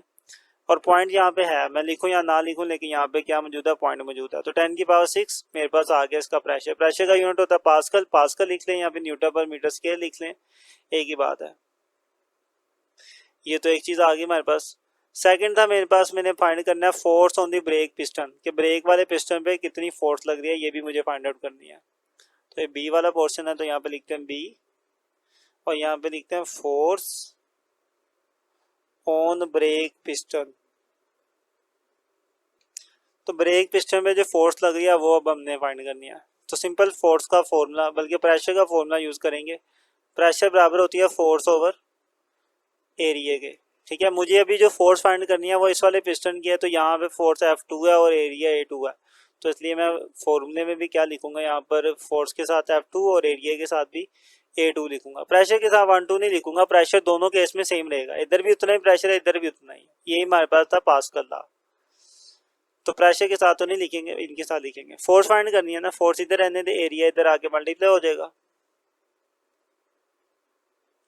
वैल्यूज देखते हैं। प्रेशर की वैल्यू ये थी 1 मल्टीप्लाई 10 की पावर 6, तो यहाँ पे आ गया 1 मल्टीप्लाई 10 की पावर 6। एरिया 2, दूसरा एरिया था हमारे पास ये 20 मल्टीप्लाई 10 की पावर -4, 20 मल्टीप्लाई 10 की power -4, F2 as it is. इनको आप मल्टीप्लाई करवा लें, 21 से मल्टीप्लाई हो गया 20 हो जाएगा और 10 की पावर्स आपस में इकट्ठी हो जाएंगी। 10 की पावर 6 -4, इसको माइनस करेंगे तो मेरे पास आ जाएगा जी 20 मल्टीप्लाई 10 की पावर 2 आ जाएगा।